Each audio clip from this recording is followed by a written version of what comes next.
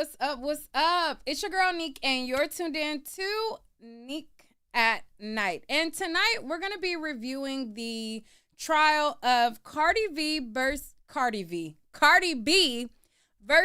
a security guard who is suing her because she alleges that Cardi B attacked her for 60 to 90 seconds back in 2018 when Cardi B was pregnant. And it's a lot to go over. So we are going to be going over this. Shout out to Aaliyah TV for putting me up on game about this. I want to say last week. She was like, girl, Cardi B is going to trial on Monday. It's going down in LA. You know what I'm saying? I'm putting you up on game so you know about it in case you want to get down there and all of the things. So shout out to Aaliyah TV because she put your girl up on game last week. I don't keep up with Cardi B, so I would have never known if it wasn't for Aaliyah TV. Today, now that she's actually in trial officially, it's all down my news feed. But shout out to the night owls who keep you up on game on things that you necessarily don't keep up with. So to give you guys a breakdown of this lawsuit and what's going down, it all went down like this. So there is Cardi B and there is Imani. Imani, who is this woman right here, she was working at a Beverly Hills building that contained the OBGYN doctor, office of Cardi B. Now, Cardi B went to visit her OBGYN, and this was when she was 4 months pregnant with her first child before she had publicly told anybody that she was pregnant or before the news was out that she was pregnant and this, that, and the third. So Cardi B, wanting to, announce her pregnancy on her own time, got into a confrontation, according to Imani, because Cardi B alleged that Imani was trying to take video of her. Now, that caused, a little bit of a scuffle, according to Imani, that she says Cardi B put her 3-inch fingernails in her face and touched her nose and broke her skin, okay? Now, I was skimming through some of the testimony, and it was, she said that, I think at one point they said that it was like $36,000 in bills that she accumulated. And there seemed to be some inconsistencies of her recounting some of the details. Now, this happened in 2018. That was quite some time ago. So you're not going to remember everything verbatim. But if you're going to sue a celebrity where you already are at a disadvantage because they're going to have the highest amount of attorneys, they're going to already have public favor. You're a black woman. She claims to be Afro-Latina, but both her parents don't look any Afro anything to me.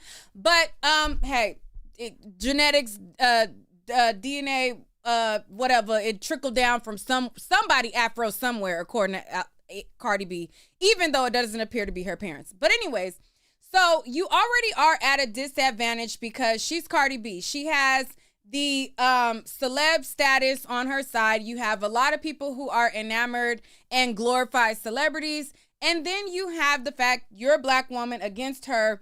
And you need to have your details on point. Like before she took the stand, she should have read her original statements forwards and backwards. Okay. When she got on the stand and they were kind of drilling her about some of the things, it seemed to be like some inconsistencies. And if you going up against a celebrity and you a black woman, she ain't a black woman to me. Okay. You're already, you know what I'm saying? You gotta have your ducks in a row. Okay. So we're gonna go over the testimony that she gave. But before we go over the testimony, this is basically Google's summary of what we're going to be going over. So this is what Google is alleging. It says the allegation. Ellis claims that in 2018, Cardi B assaulted and battered her while the rapper was at an OBGYN office. She alleges Cardi B hit, spit, on her and caused injuries that required plastic surgery. Cardi B's defense is that they denied the allegations, and they're arguing that Ellis was the aggressor and she attempted to record Cardi B without her consent. Now, this trial is going to be set up in two different phases. It's going to start with the trial to decide whether or not Cardi is liable. And then if they find that Cardi is liable, then there will be a second phase that will determine the potential damages. So that is basically how this is going to go. Now, this also is in Los Angeles, so I can go there. But let me tell you, this morning, I'm like, okay, I'm going to go to the trial. I'm going to check it out. This morning, I dropped my daughter off at school. I put in the address to go to the courthouse.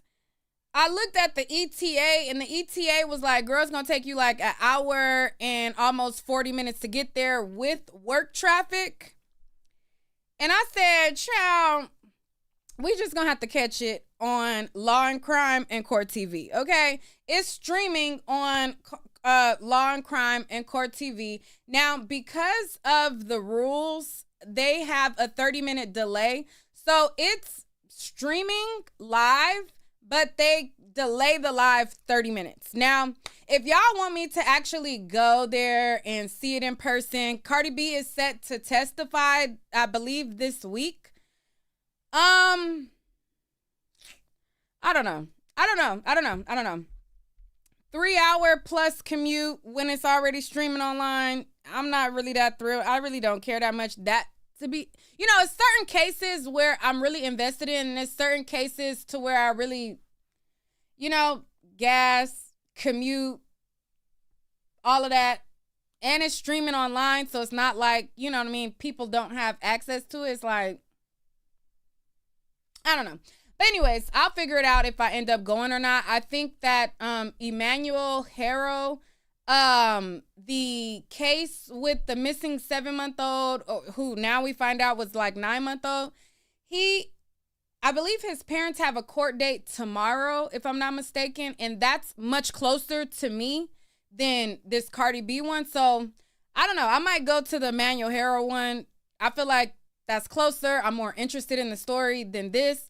But y'all let me know. It's up to the audience too. If y'all feel like it's worth it, y'all want me to go, y'all want me to go in person, then let me know. But anyways, without further ado, let me pull up this Law and Crime video.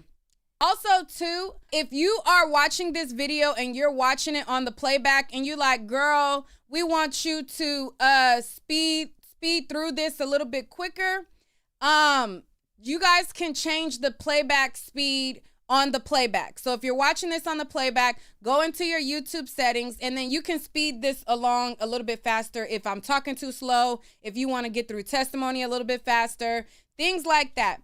Now, let me pull down my green screen and let's get into it.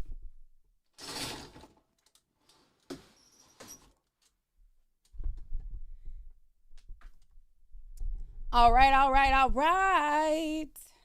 So in our system, the person who filed... All right, it starts off with low volume. I can't do anything about how low the volume is. The volume picks up a little bit later. So you have to turn it up on your end. I'm not able to turn it up right now. So for the first part of it, when he's talking, the volume is low. So for those of you guys, I already know there's going to be comments like, I can't hear. I can't hear it that well either, okay? This is not the audio on my end. It starts off pretty low, and then they fix the audio issues, and then you're going to be able to hear it a little bit better. But let's get into it. Let's put on our headphones. The only way to be fair to both sides, that you hear all of the evidence and not just jump to conclusions. I put the captions on here, and then you guys could just read what the screen says right here from the closed caption if you can't hear it. Evidence will be. Now, what I say and what counsel has said today are like promises. We're predicting, we're promising you what we're going to show, and at the to remember the promises. Because at the end of the trial, I'm going to ask you who kept their promises and who didn't.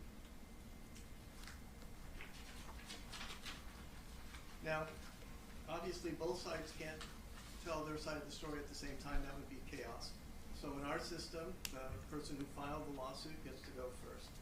You've heard many times today that it's very important that you keep an open mind, that you hear both sides of the story before, both sides of the evidence, both sides' documents, before you make a decision or come to any conclusions.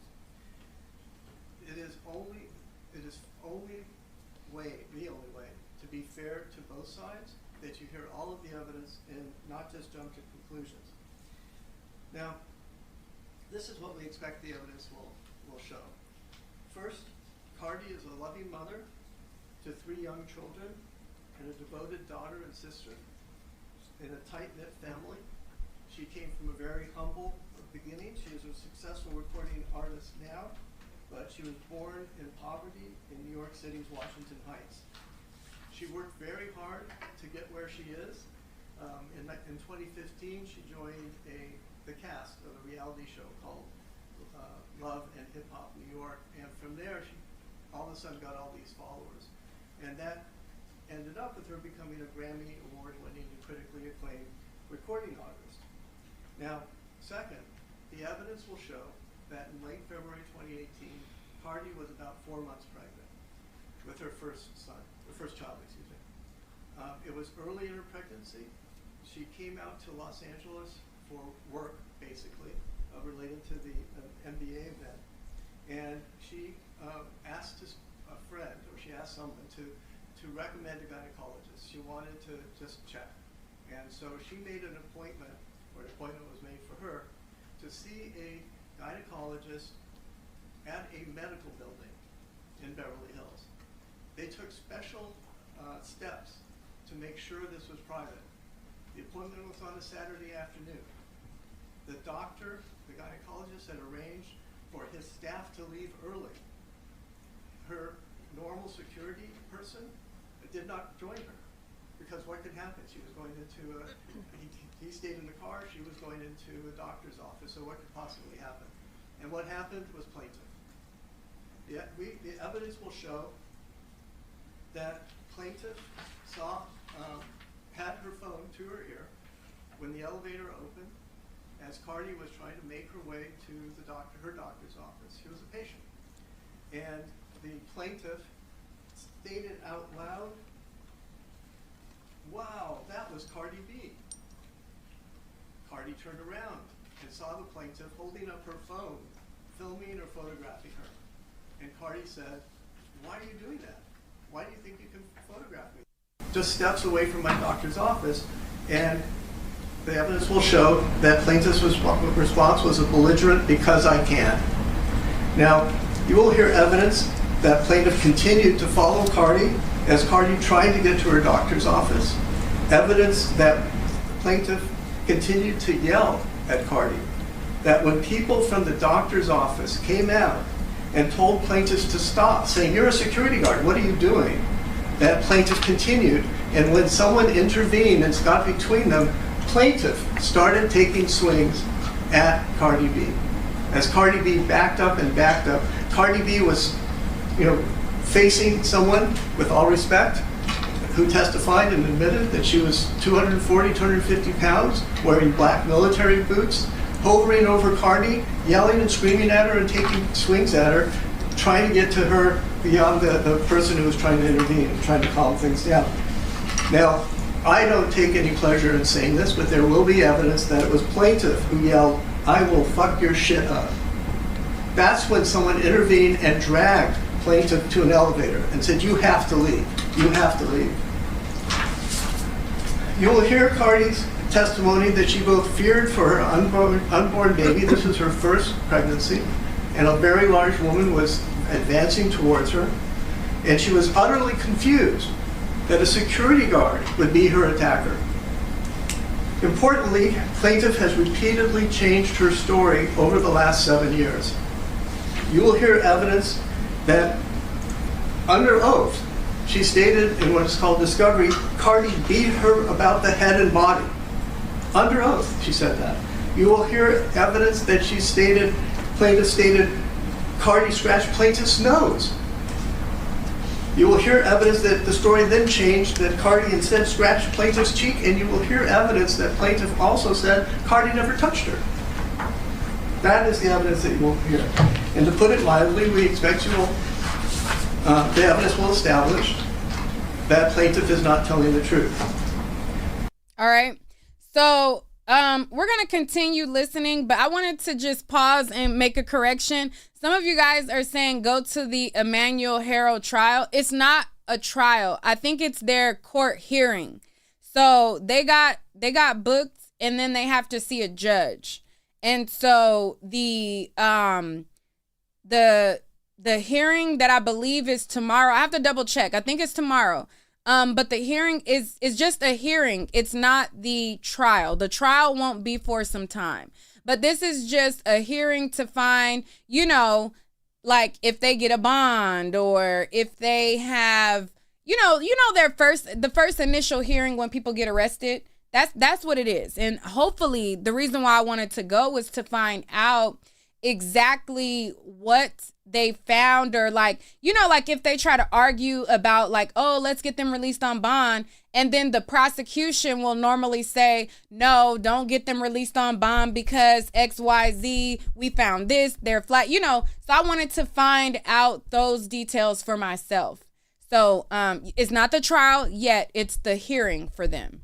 So just to clarify for y'all in the chat, but let's continue listening to Cardi situation. Now, there's been this allegation that that Cardi got plaintiff fired. But we expect... Objection, Your Honor. We'll discuss this issue. Sustained claims were withdrawn. I apologize. The claim was withdrawn. Oh.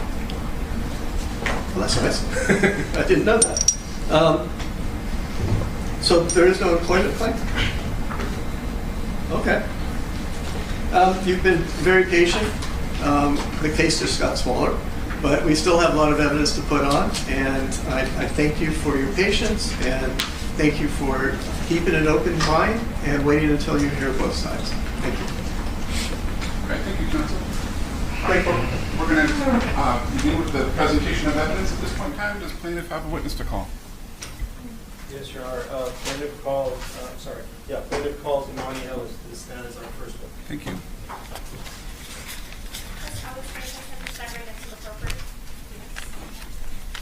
Raise your right hand. All right, so now they're going to call as the first witness the woman that is suing Cardi B. Now, the only thing that I would say so far is, even though I feel like this is one of those situations to where it's like, I don't know. The only thing I think that Cardi B, even though she's a celebrity, and even though like majority of the people on that jury know who she is, I'm pretty sure, she has like this snobby like demeanor sitting there, like she has this snobby demeanor to where she's like, I don't know. Somebody said it could be like Botox, or it could be, maybe she can't do a facial expression. I don't know. Because a lot of these young girls are, they playing with their face. They shooting stuff up. I don't know. But to me, she's kind of like, I don't know. Her facial expression is just kind of like, I don't know. I feel like if I'm there, even though I feel like I'm Cardi B, I have a really good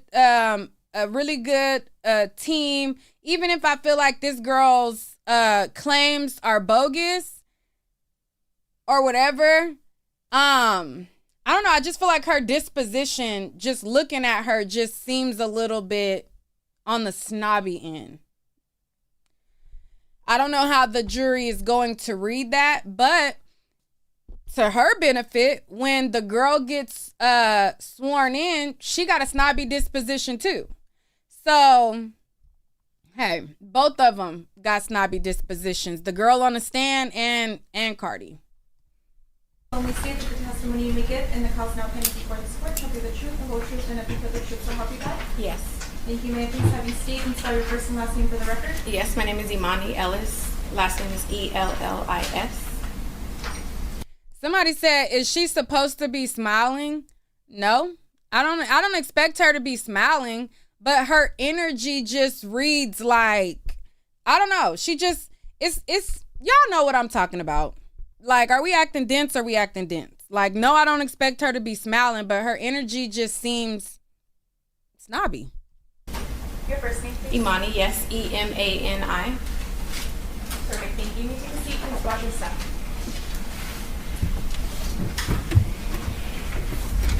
I already said that, Elite Leo. I already said the other girl's disposition was bad too. Good afternoon, Ms. Ellis.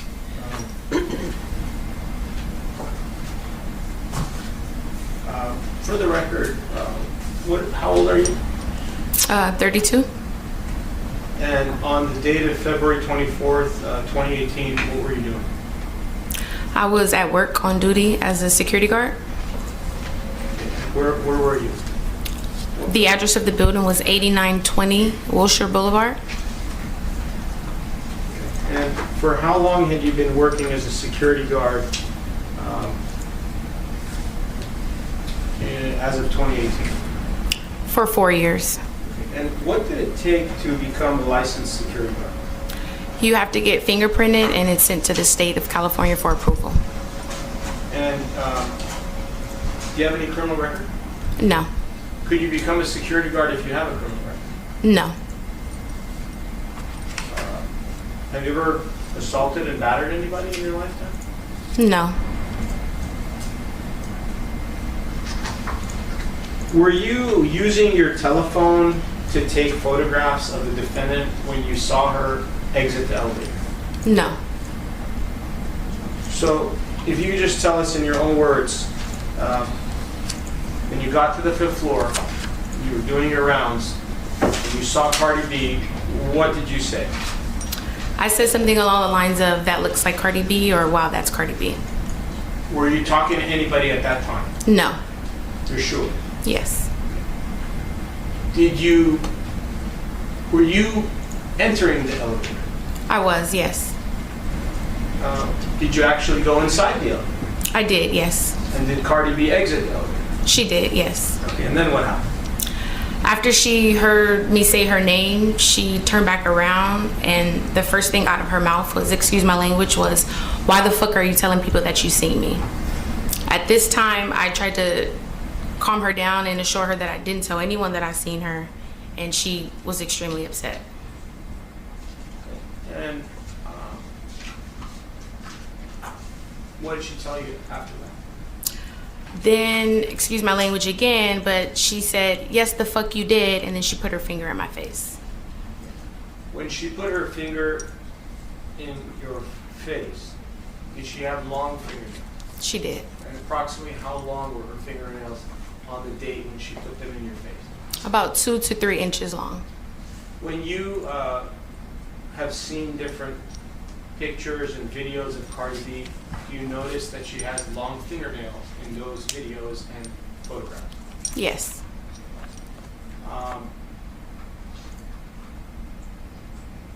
When you saw her today, did you notice that her fingernails were very short?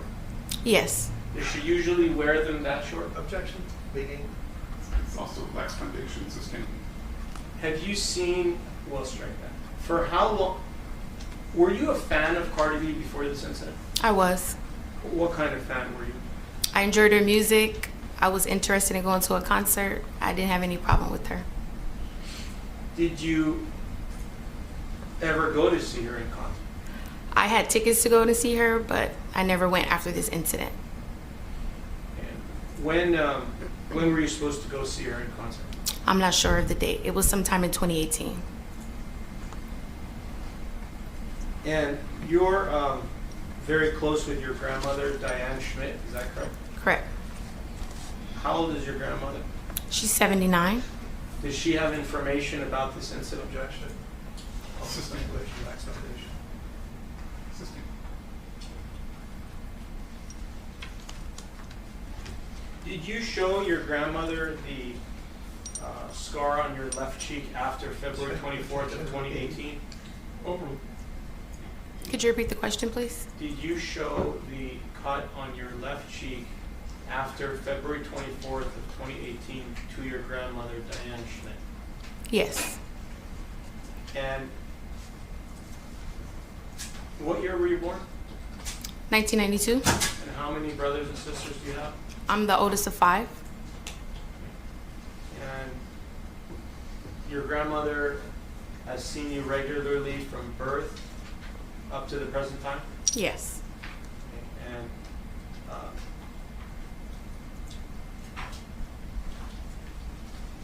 what about your mother? Did you live with your mother up until a certain point? Until the age 19.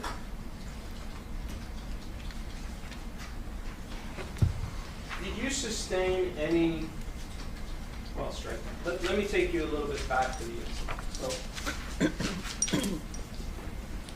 when you were at the building and Cardi B exited the elevator on February 24th, 2018, what were the words that she used that were so hurtful? She used a lot of words, and again, excuse my language, but she was like, fuck you, you fat ass bitch, that's why I'm gonna beat your ass, I'm gonna get you fired, nigga this, nigga that, bitch ass nigga, that's why you do security, ah, that's why you do security, ah. She was sticking her tongue out, she was flailing her arms up and down, she was jumping up and down. All right, so I just put up a poll in the chat. Y'all let me know. It says, so far, do you believe the witness? Now, her, so far to me, like how vulgar Cardi B is, I don't know if it's just because she knows that Cardi B is ignorant acting, but to me, it sounds like Cardi B, but she could just possibly know that Cardi B acts ignorant, you know? Or this could actually happen. To me, so far, it sounds along the lines of all the other Cardi B incidents that we've witnessed over the internet.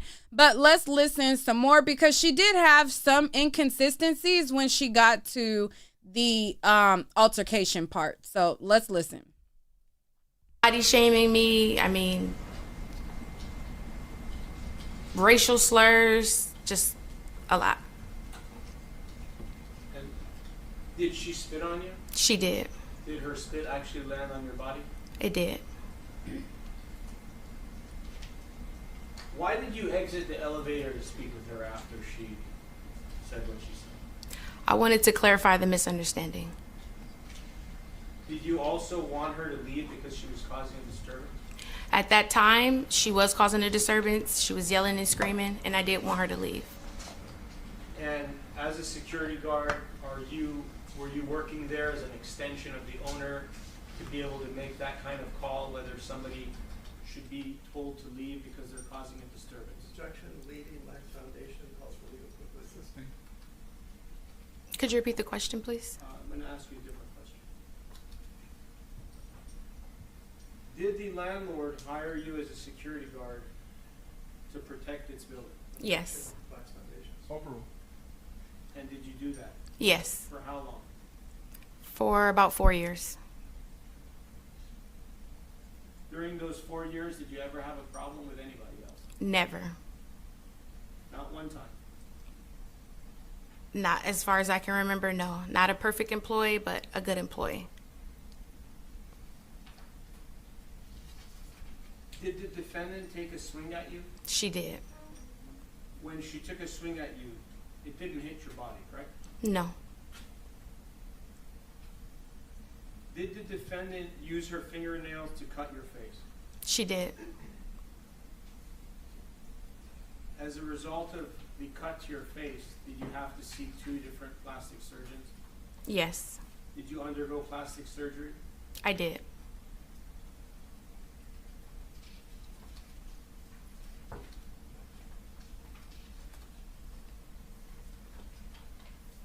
Your Honor, if I may show exhibit number 7. entirety? What's the photograph? You never disclosed it. 22 photographs that we discussed earlier. I'm gonna let him show the photographs. For the record. What's that? I'm sorry, for the record, read that. Overall. Can you just identify it by number? Yes, Page sir. number? Would it be okay to get one of those books? All right, and then somebody said, let me see if you could be unbiased about Cardi B because other people don't be unbiased about Cardi B. Let me tell you something here, Miss Ma'am. I don't give a goddamn about none of these celebrities, okay? I'm not team none of these motherfuckers. I'm not team Cardi. I'm not team Nicki. They all can kiss my ass because ain't none of them paying my bills. So when it comes to me reviewing these cases, I'm going to tell what I see based on the information, period. I'm not trying to be buddy-buddy with Cardi nor Nicki, nor do I need to build my page off of their fans or stans. So, yeah, there's that.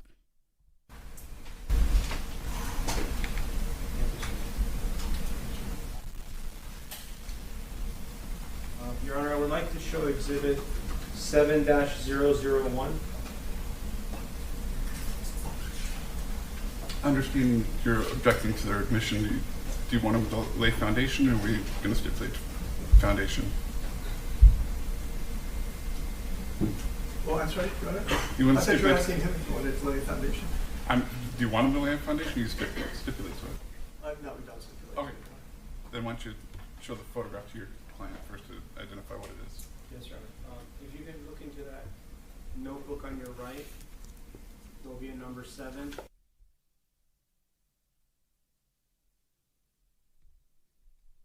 How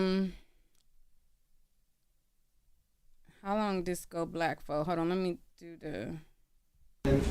At some point recently, did you go to the building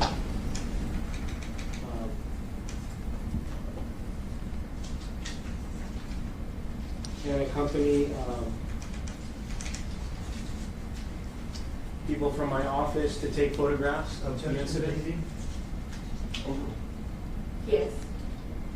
And the purpose of taking the photographs were to show where the incident occurred and to give the jury understanding of what kind of building we're looking at, we're dealing with? Yes. And you feel it's important that they see that? Absolutely. Your Honor, may I publish that 7-001? You only had her authenticate number with the first page, and just want to have her thumb through it. Sure. Verify that those are the photographs you took and that they. Yes, Your Honor, I will do so. If you can look at 7-001 through 7-022, if you can look at all those photographs. Are those photographs of the building where you worked on February 24th, 2018? Facts, Jazzy. Yes.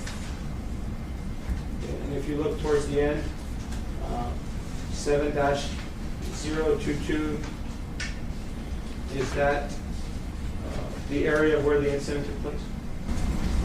One second. Yes. Can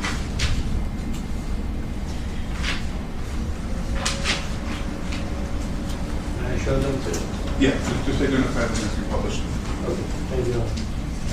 All right, so this is the woman that's suing Cardi.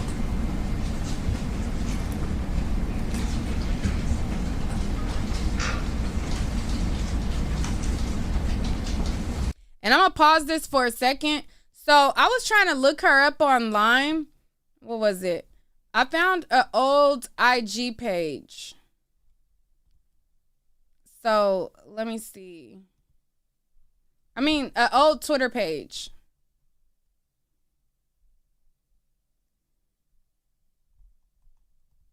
So this is her old Twitter page right here. But the last post was 2013. And I'm sure she probably has a new page now. But if you look at the media on her page was Imani Ellis Hustle. And it says, marathon life at Nipsey Hussle. And then it shows that she had a blog spot. But she stopped blogging on her blog spot in 2009. And so she got pictures where she was like at the shooting range. She got weed. She got different little stuff on here, but it stops at 2013.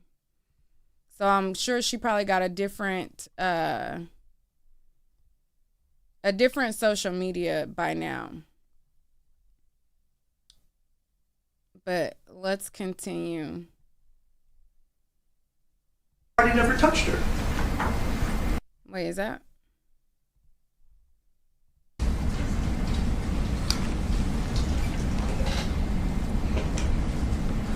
Okay, I'm just going to show Exhibit 7-001.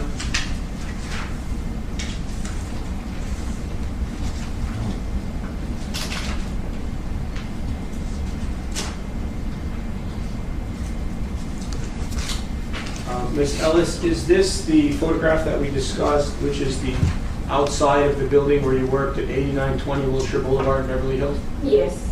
Okay, 7-002.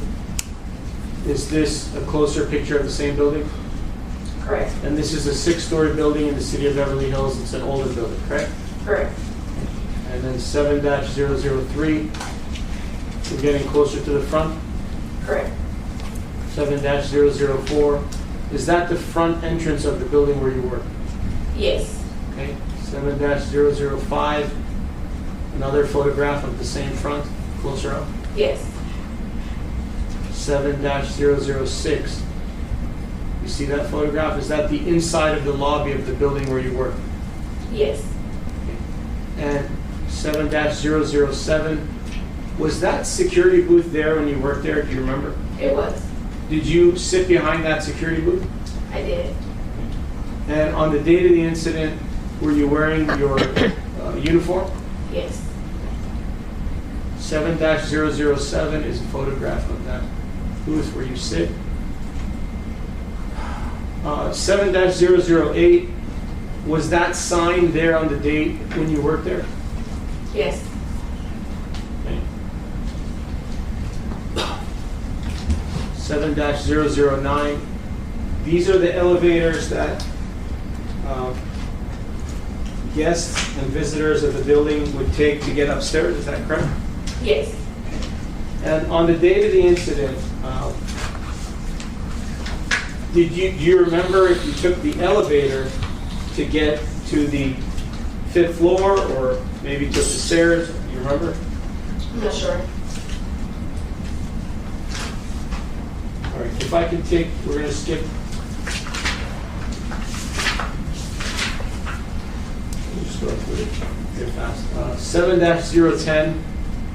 Is this a photograph of the elevator which Cardi B got out of on February 24, 2018? Yes. And that's the elevator that you entered, correct? Yes. It's a relatively small elevator, isn't it? Yes.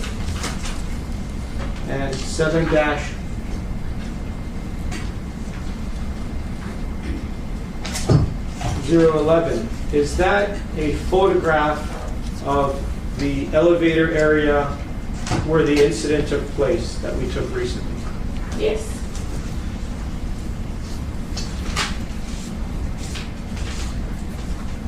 And obviously on the day of the incident, you were there. It was a Saturday, correct? Yes.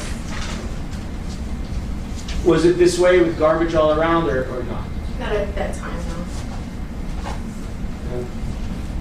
7012 and 7013 and 7014 and 7015 are photographs of the hallway leading up to the elevator bay, correct?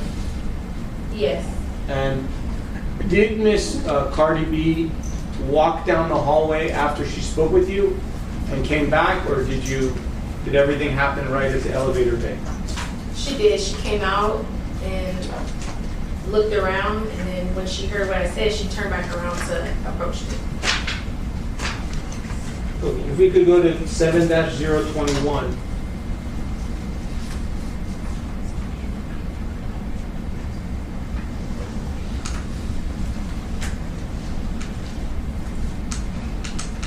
This is where the entire incident took place, correct? Yes.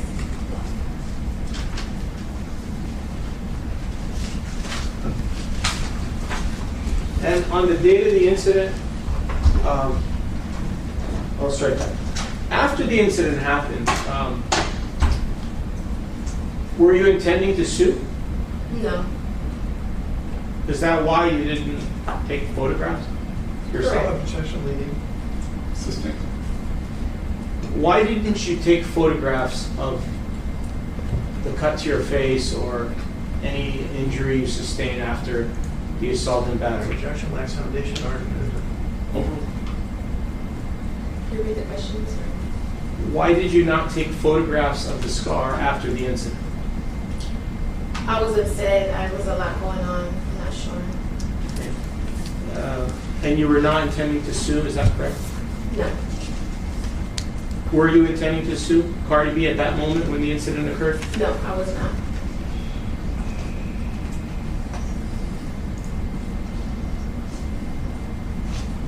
Now, this part right here, if you get into a situation with Cardi B and she do something to where it break your skin, even if you plan on suing or not suing, you gonna take a damn picture of that.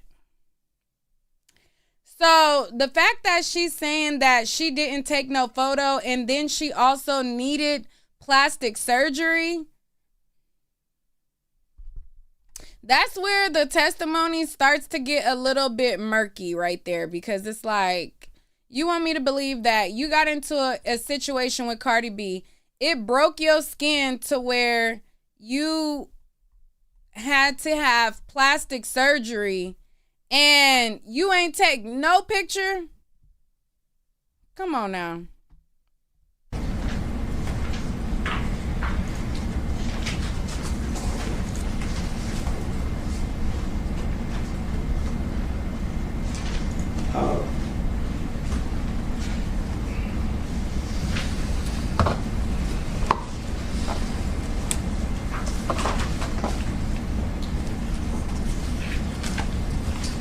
In addition to being a security guard, did you have interest in criminal justice? Yes. What were the classes that you took or were going to take? I got my bachelor's degree in criminal justice administration. And after this incident, did you continue in that path? I chose a different career field. What is your current career at this time? I work in social services. What do you do? Who do you work with? I work with low-income families to access resources. All right.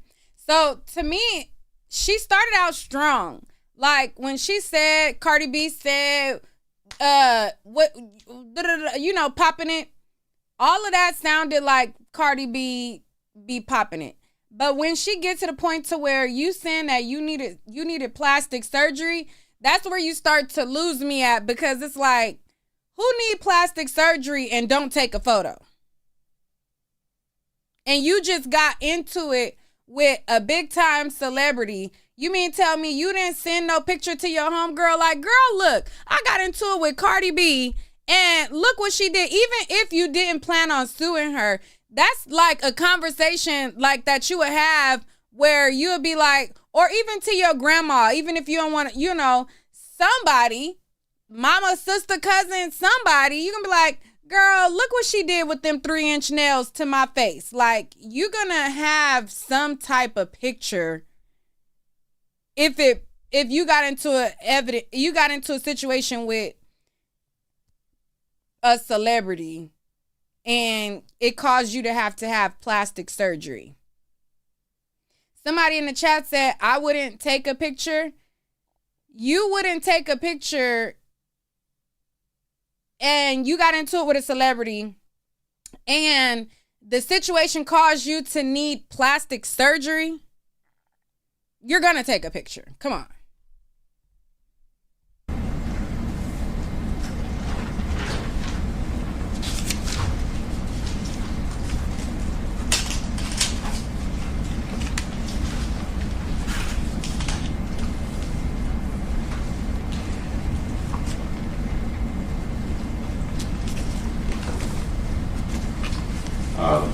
Did Miss Cardi B, after this incident, post different things about you to her fans? She did. And how many different instances? Probably about 2. And did you do the same thing back to her? Never.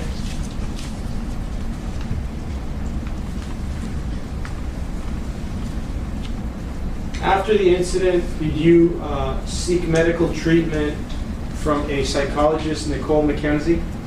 Yes. And that was approximately 2 months after the incident? Correct. What did Dr. McKenzie do for you? She provided therapy, counseling therapy. Was it helpful? I believe it was at the time. Before the incident, did you ever have any type of psychological or psychiatric medical treatment? Can I answer? Okay. Something happened with my sister and a neighbor. My family was given therapy on behalf of that. That was all I can recall. And how long ago was that before the incident? Over 10, 15 years ago, before the incident. So approximately what year was that? I'm not sure. And was there a gap between the completion of...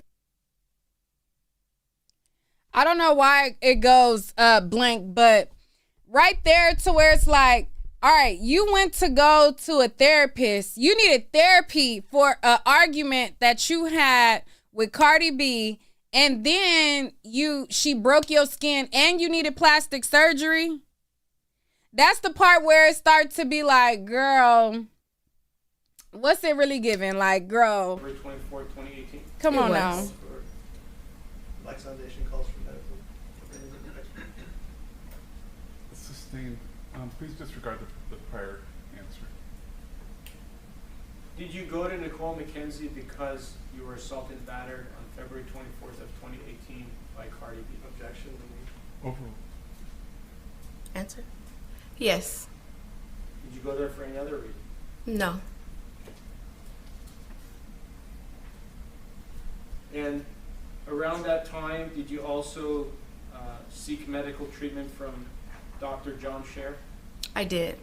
And he's a cosmetic plastic surgeon? He is. He was, yes. Is it your understanding that he died in 2021? Yes. And when you saw him, did he advise you that you needed to wait at least 1 year to determine if the cut became a scar? Objection. Hearsay and legal. Why don't you rephrase the question? Did Dr. Scher ask you to return approximately 1 year? Now, let's be clear. I ain't mad at her, but I mean, how many of y'all had an argument with a girl? She stuck her finger in your face and even maybe touched your face and broke the skin. How many of y'all really went into therapy for that? Not saying that we shouldn't go into therapy for that, but it's given, girl, you knew you was suing and you was setting up the play. Now, I ain't mad at it because if you touch me the wrong way, my neck, my back, and my shoulder, like everything broke. Okay? Everything broke, okay? I can't walk. I can't talk. I'm emotionally damaged. Anybody with a M in their bank account touch me. Now, so, you know what I mean? But come on now, let's call a thing a thing. Like, we know the play now. We know the play. Like, we know the play. Now, so I ain't mad at her, but it's like, Miss Thang, come on. Come on. After he saw you for the first time? Overruled. He did. Why did he ask you to wait 1 year? Objection calls for speculation. Do you know why he asked you to wait for a whole year before seeking medical treatment? Objection. Lex Foundation. Overruled. He said he didn't want to treat it prematurely and for me to come back. Did the scar become a keloid? It made a scar, yes. Do you know if it's called a keloid or you're not sure? I'm not sure if it's called a keloid. Before the incident of February 24th, 2018, did you have any scars to your left cheek? Never. Did you have any scars anywhere on your face? Never. At some point, well, strike that. Do you remember the pandemic in April of 2020? I do. You remember that there was a period of time where elective medical treatment was not allowed? Yes. What about the cost of the treatment? Could you afford to pay $15,000, $20,000 to get plastic surgery to your face? No. Did Dr. Mulliken agree to treat you on a lean basis? He did. And when you got medical treatment on a lean basis, is it your understanding that regardless of the outcome of the case, you still owe Dr. Mulliken the fees for the treatment that he did? Is that your understanding? Yes. Did you also see a pain management doctor for one visit? I did.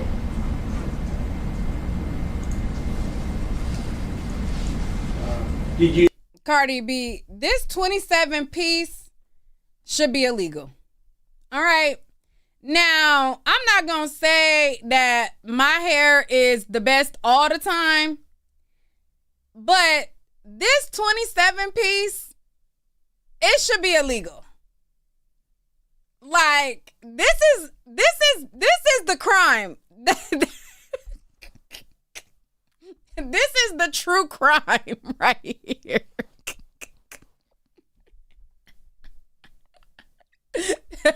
This is the true criminal complaint right here.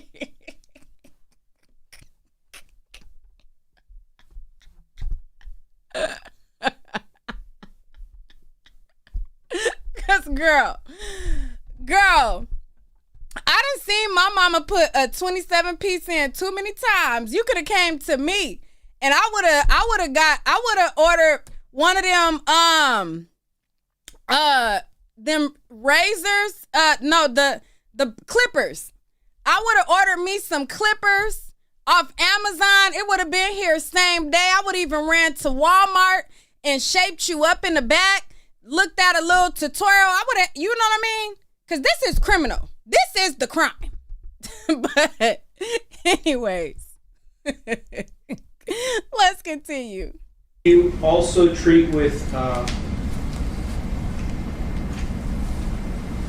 different psychologists, including Alex Avila and other psychologists on October 8th, 22 through July 2nd of 23? Objection. It's a violation of the order granting the motion of eliminate.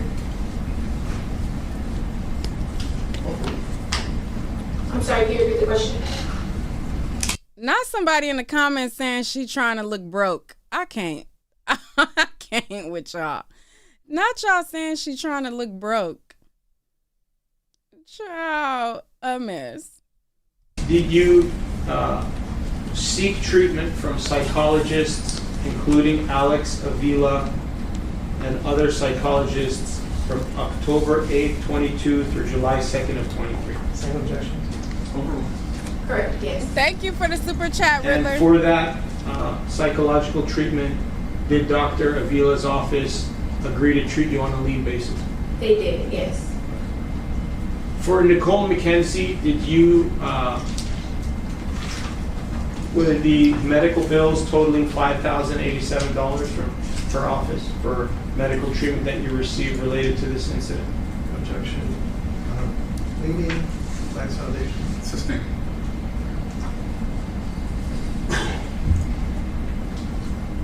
Is it your understanding that your total medical bills related to this incident are $36,000? You need to start with the foundation. You need to establish what she knows and how she knows it. Thank you. Did you receive medical bills at your home from these different medical providers? I'm not sure. Did some of the medical providers send you bills to your home? I'm sure, yes. Did some of the medical providers that I mentioned advise you of the amounts that they were charging you for their medical treatment? Yes.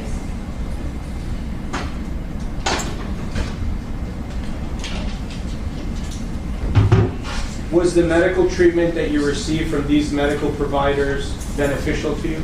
It was. Do you still suffer from psychological issues related to this incident? Objection. Sustained. I do, yes. The objection was sustained. I'm sorry. Sustained, you don't answer. The judge says sustained, then you don't answer. I apologize. Now, I haven't seen her full thing, but I wonder if they're gonna bring up her her Twitter, where she got guns and she at the shooting range, and not saying that you can't go to the shooting range and stuff like that, or going to the shooting range makes you a bad person or a thug or anything like that. I'm not saying that.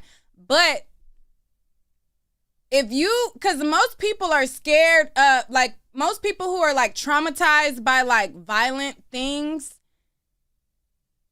they gonna be scared of like busting a gun. Like all the way back then, like you know what I mean? So it's like, to get me to believe that you that traumatized, $36,000 worth of trauma based on an argument. I don't know. I don't know if that comes up or if they were able to use it in discovery or not. But on her Twitter, her old Twitter page, that's her profile picture. Her profile picture is her with the gat. This her profile picture. So, I mean, I ain't mad at it because, girl, I be suing Cardi B too and all of the things, but I don't know what they have on Discovery and if that comes out or not.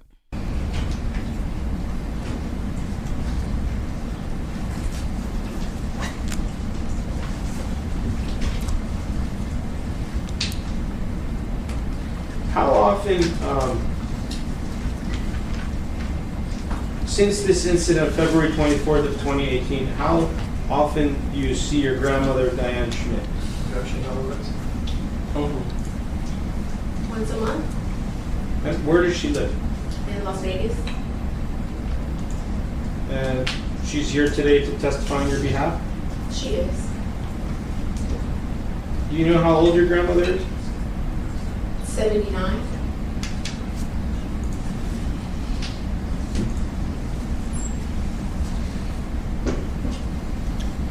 Do you have respect for authority? Yes. Sustained. Somebody said I would say that I had to start, but this profile it predates the incident. So I'm not sure when she changed that profile picture, but her last post on that profile was 2013. This incident happened in 2018. Now, again, I don't know when she changed her profile picture. That could be, she could have changed her profile picture after the fact, and now she got to start carrying. But that picture looked like a 2013 picture too. So I don't know. Where does your grandmother live? Las Vegas. Do you ever visit your grandmother in Las Vegas? Yes. And for what reason did you visit Las Vegas to visit your grandmother? To check on her. She's a senior.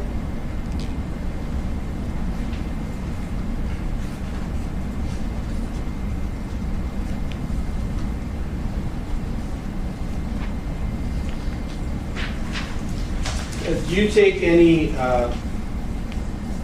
medication or drugs? No. Do you drink alcohol regularly? No. She got weed on her Twitter. No, I'm just kidding. I'm not kidding, but she do. But maybe she stopped.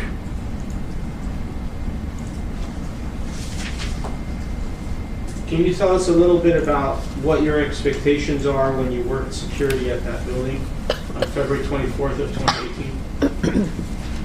Are you asking me what were my duties today? what were your expectations? What was your expectation from visitors or guests who were coming to that building on that day? Assisting. When you worked security on February 24th of 2018, did the owner hire you to do security for them? Yes. And why did they hire you? Objection, caution, speculation, max foundation. Assisting.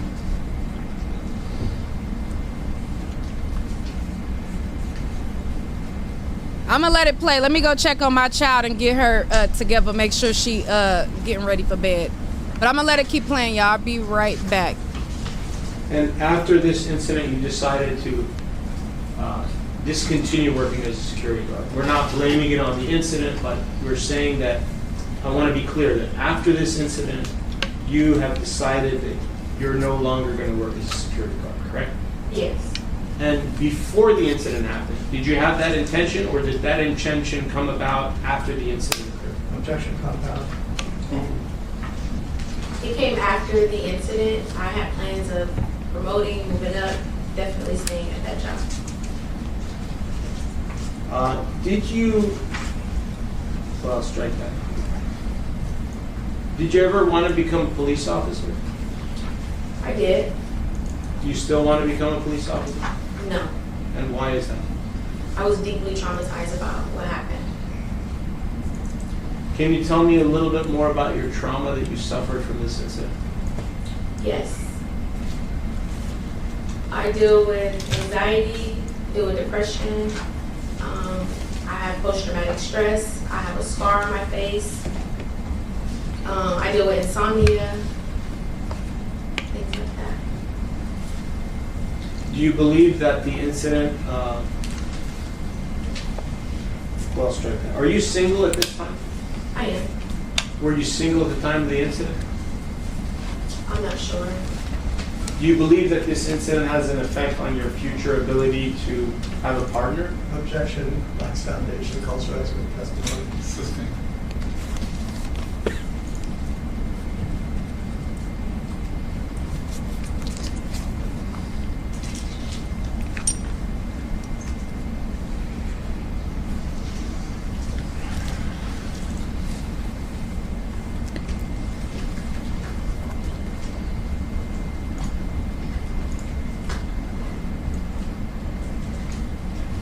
Do you expect Cardi B to pay for your medical bills? Objection, irrelevant. Assisting.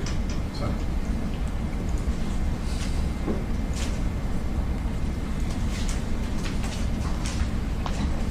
Aside from calling you the N-word, spitting at you, taking a swing at you, cutting your face with her fingernails, is there anything else that she did on February 24th, 2018 to you? Now, what's the correlation with this and her getting a man? Because now I need to go to therapy. Because maybe all that arguing I be doing and tussling with commenters done had an effect on my dating life. Child, let me go see somebody. Who's she seeing? No, they cost too much. $36,000. I can't afford them. But child, let me figure it out.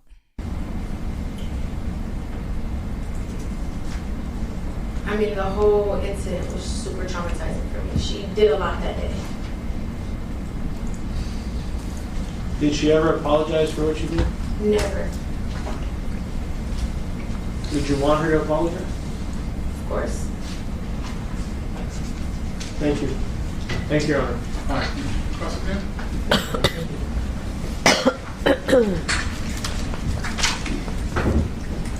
They're just a second. Y'all said, who am I suing? Child, if I gotta rack up a $36,000 psychological bill, it gotta be worth it.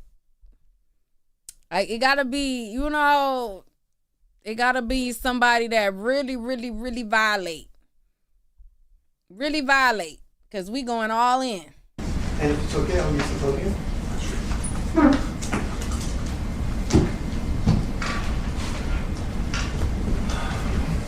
light adjustment.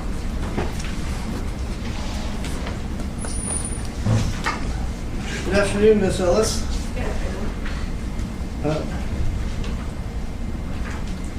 Your lawyer showed you photos of the building that you were working on at as a security guard in February 2018. Do you know the name of the building? I don't know the name. Was it Beverly Hills Medical Center? It could have been, yes. Yeah, it was a medical facility, right? Yes.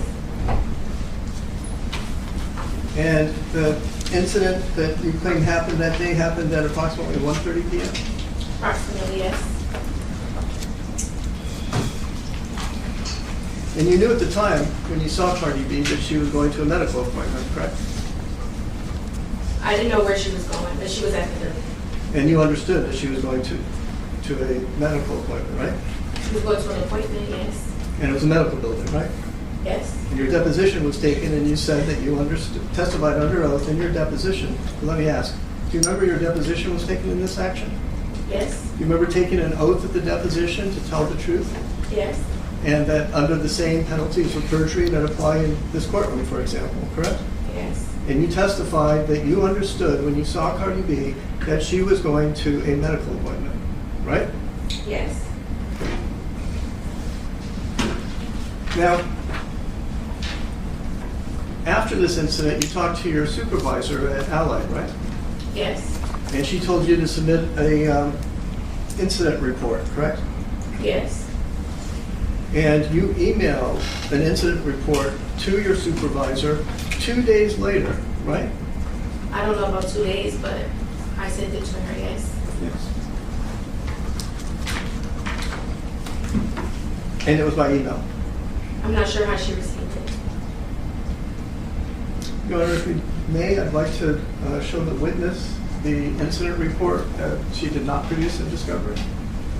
To refresh your recollection. I would object to that based on authenticity. It's not her document.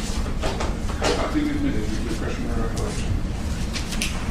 It's over with.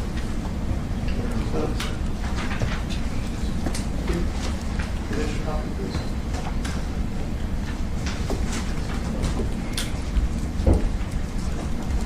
This is a document that we got from Allied pursuant to a trial subpoena. And it's not in the book. So let me provide a copy. Should I hand it to the clerk? You can push.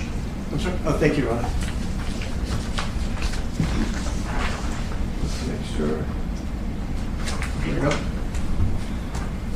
Does that refresh your memory that you sent an email to your supervisor on February 26, 2018? Okay. Do you recall that now? I don't, but I'm looking at what you gave me. And that's your email address, right? Yes. And it's addressed to your supervisor, Jaffa? Yes. And it's dated February 24, 2018? Oh, I apologize. It's dated February 26, 2018. And the subject is 224-18 incident report. You see that? Okay. I see Ma'am? it, yes. Yes. Now, before we talk more about that incident report, do you remember receiving in this case discovery requests that you had to verify under oath, where people asked you questions and about documents? I'm not sure.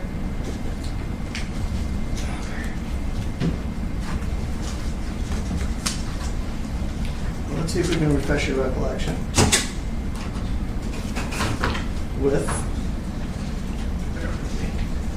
Child, not y'all calling her a Foot Locker employee, and I got that same shirt. So y'all telling me I gotta get rid of my shirt, child. Somebody said, is there something in particular you were looking for a Foot Locker employee? And now I'm trying to figure out, is my shirt, do I gotta take the shirt out my wardrobe? Let me go get my shirt, child. Let me show y'all I got this same shirt. I got this same shirt. I wore I wore my shirt to the Diddy trial. I'll pull up my video where I wore my shirt to the Diddy trial. Y'all talking about Foot Locker employee. So y'all mean to tell me when I wear my shirt, people, they looking at me thinking that I look like a Foot Locker employee? That's what y'all telling me? Child, let me go get my shirt, child. Y'all calling the Foot Locker.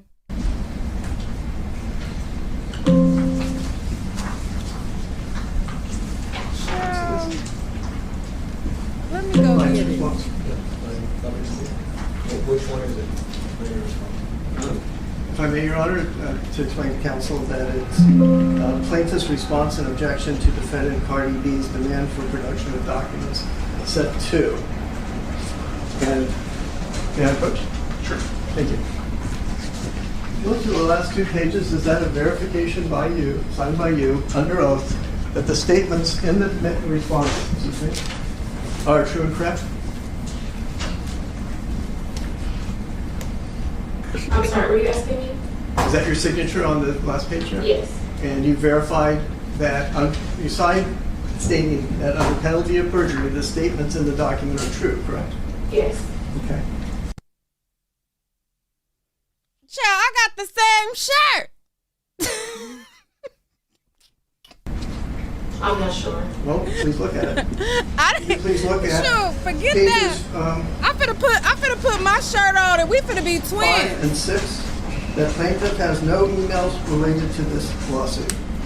I'm finna put my shirt on and we finna be twins because y'all Are you not asking finna about do this that. email on the paper? I'm Talking asking you about about Foot the Locker response. employee. You made a discovery in this case stating that under oath you have no emails that relate to this incident. Is that Well, that's correct? correct. I don't have access to this email anymore. Okay. So you're, well, okay. This is the let's go same back. shirt. Actually, we have one other response. It's a pattern. So the pattern is not gonna fall the exact same place. Whenever you have a pattern, but this is the same shirt. This is a Fashion Nova shirt. This is the same shirt. Now, whenever you have a pattern on a shirt, it's not gonna fall in the exact same location on every single shirt. But this is the same shirt. It's the same shirt.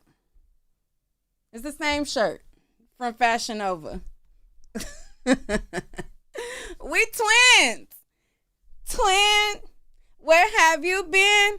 Nobody knows me like you do. Nobody gon' love you quite like you.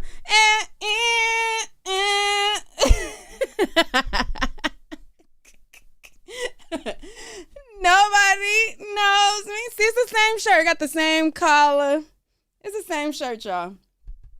Nobody knows me like you do. Nobody gon' shine quite like you. Nah.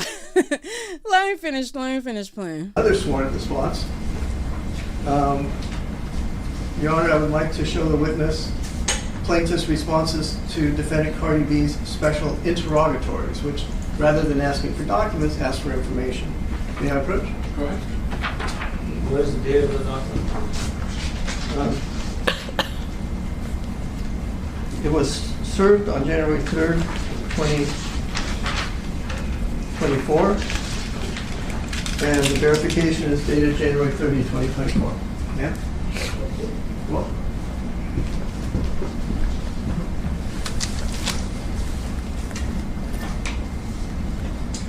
And that's your signature at the last page, verified under oath that the statements in the document are true and correct? Somebody said y'all almost got the same hair. Now And you understood taking that it you were too verifying far. under oath that the statements in that document were correct? Yes. Okay. And in that document as well, you said you had no emails related to this incident, this lawsuit, right? I'm not sure if I said that in this document, but Could you please look at pages 4 to 5? In fact, you say it 5 times. If memory serves, it's in bold.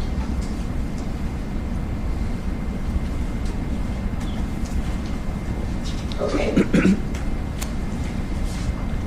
And you never produced the email that you sent to your supervisor on February 26th in 2018 in this lawsuit, did you? I don't have access to that email, sir.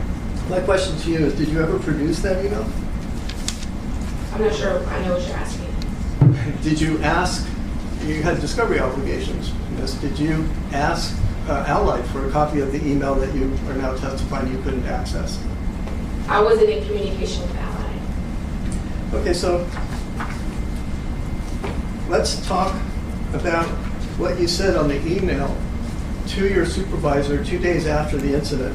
If you look at page 1, it states that you were the daytime guard on duty at 8920 Wilshire Boulevard. You were on patrol, and I had, quote unquote, I had 2 cell phones. All right, let me back it up some, because, child, I done got distracted. I want to know all the information. So now they're confronting her about her email that she sent 2 days after the incident, and they're confronting her with an inconsistency in her statement. So she claimed that she didn't have any email correspondence, and they're showing her here, yes, you did. You emailed your folks 2 days after the fact. So they're impeaching her, basically. Let's bring it back a little bit, because I got a little distracted. I'm sorry, were you asking me? Is that your signature on the last page here? Yes. And you verified that, you signed stating that under penalty of perjury, the statements in the document are true, correct? Yes. Okay.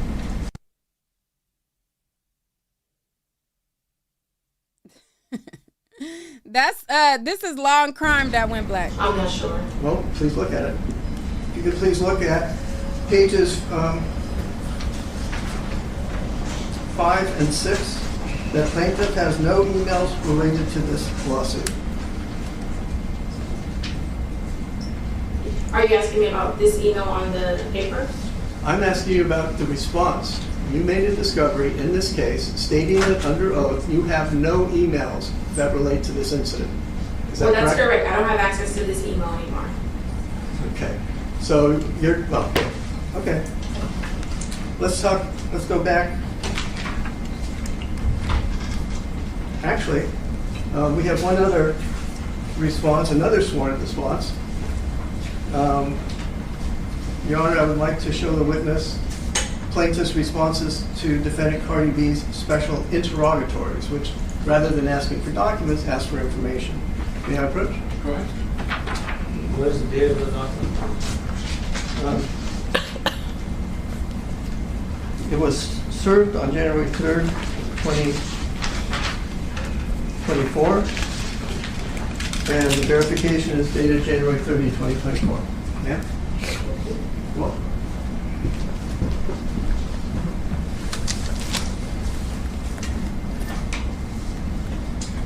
And that's your signature at the last page, verified under oath that the statements in the document are true and correct? It's my signature, yes. Okay, and you understood that you were verifying under oath that the statements in that document were correct? Yes. Okay. And in that document as well, you said you had no emails related to this incident, this lawsuit, right? I'm not sure if I said that in this document, but Could you please look at pages 4 to 5? In fact, you say it 5 times. If memory serves, it's in bold.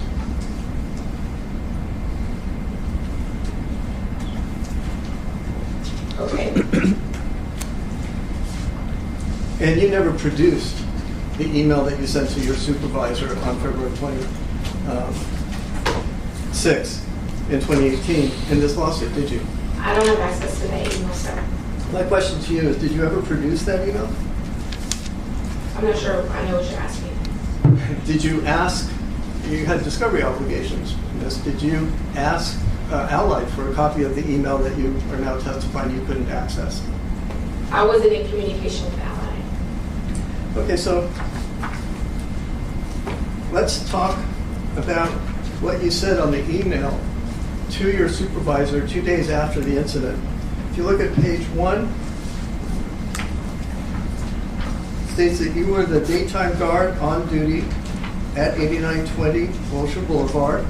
You were on patrol, and I had, quote unquote, I had 2 cell phones. the work phone and also my personal phone. I had my cell phone to my ear. Do you see that language? Okay. Do you see the language? I see it, yes. And you wrote that 2 days after the incident? I don't remember writing this, but if this is what you have. Your Honor, I would ask that you read the whole sentence for completeness. I don't have it in front of me, so I don't know that, but to the extent. Well, that's the portion I intend to read. I mean, he's welcome to read whatever he wants to read. Well, he's just reading half a sentence. It would be unfair for me. Why don't you provide a copy? Yes, Your Honor. Let me actually include the declaration that came with it. Of Allied. Sorry.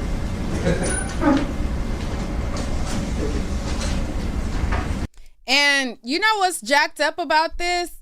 If the jury, I mean, jacked up, not jacked up, I don't know, but how it works is if the jury thinks that her claims are bogus and they don't deem Cardi B liable, now you never know which way a jury can go. They can go either way. But if they feel like, oh, this is BS, this is bogus, blah, blah, blah, Cardi B can then in turn ask for her to be compensated and her legal team to be paid by her. So not only will she get stuck with this $36,000 psychological bill, she also will get stuck with Cardi B's team's legal fees. Anything, any consultation, any time that she had to call her lawyer about this, any documented work that they did, whatever it cost, she would have to pay the fees for Cardi's lawyers if they don't believe her. Okay, so that's the risk that you take when you do these type of cases. And when you do these type of cases, anything that you send about your case, you need to be printing it out. Now, she's saying that she doesn't have access to her email, but when she decided to go into therapy and rack up that $36,000 bill, anything that pertained to this incident should have been in a folder. Okay? Anything that, trust me, I done sued somebody before, okay? Everything, you log everything. You log everything. And you review it before you get on the stand. Like, yeah, I sent my oh yeah, I remember that. Yeah, you know what I mean? You have to document. Especially something like this, where you got $36,000 bill at stake, and not just what you got to pay your lawyer, but you got Cardi B's lawyer fees, and she's not gonna get no little cheapy lawyer. So that's the risk, and you up against that risk. You know what I mean? You better have your everything everything on point.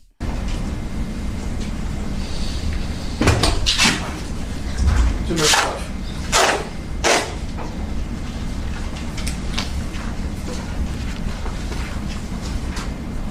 So we'll talk about the first paragraph.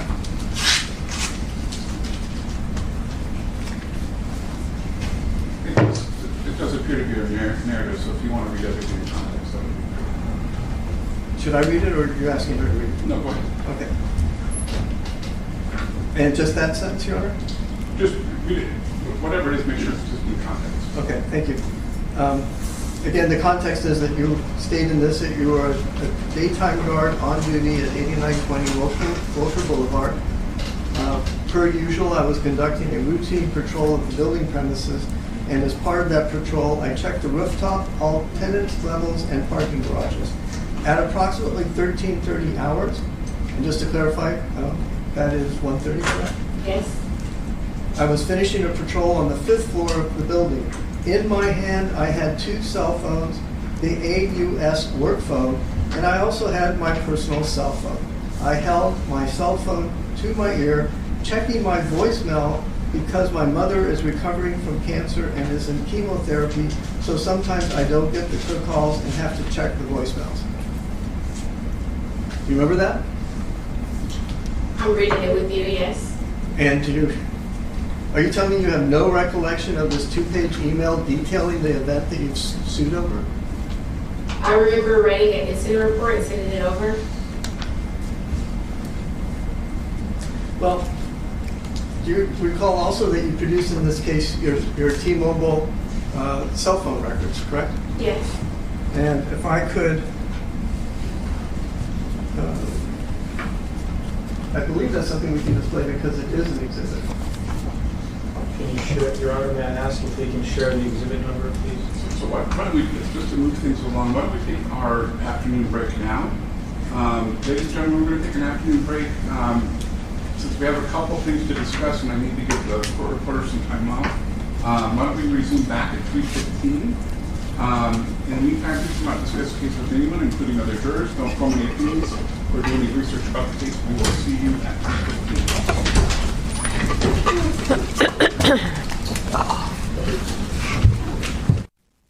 All right, so it looks like they argue some things out of the presence of the jury, and then they go on break. So we're going to fast forward to... Ladies and gentlemen, we're going to take an afternoon break. Since we have a couple things to... The court wanted us to make change to the documents. He did not respond to this. Peter said, this is detailed in something you filed with the court.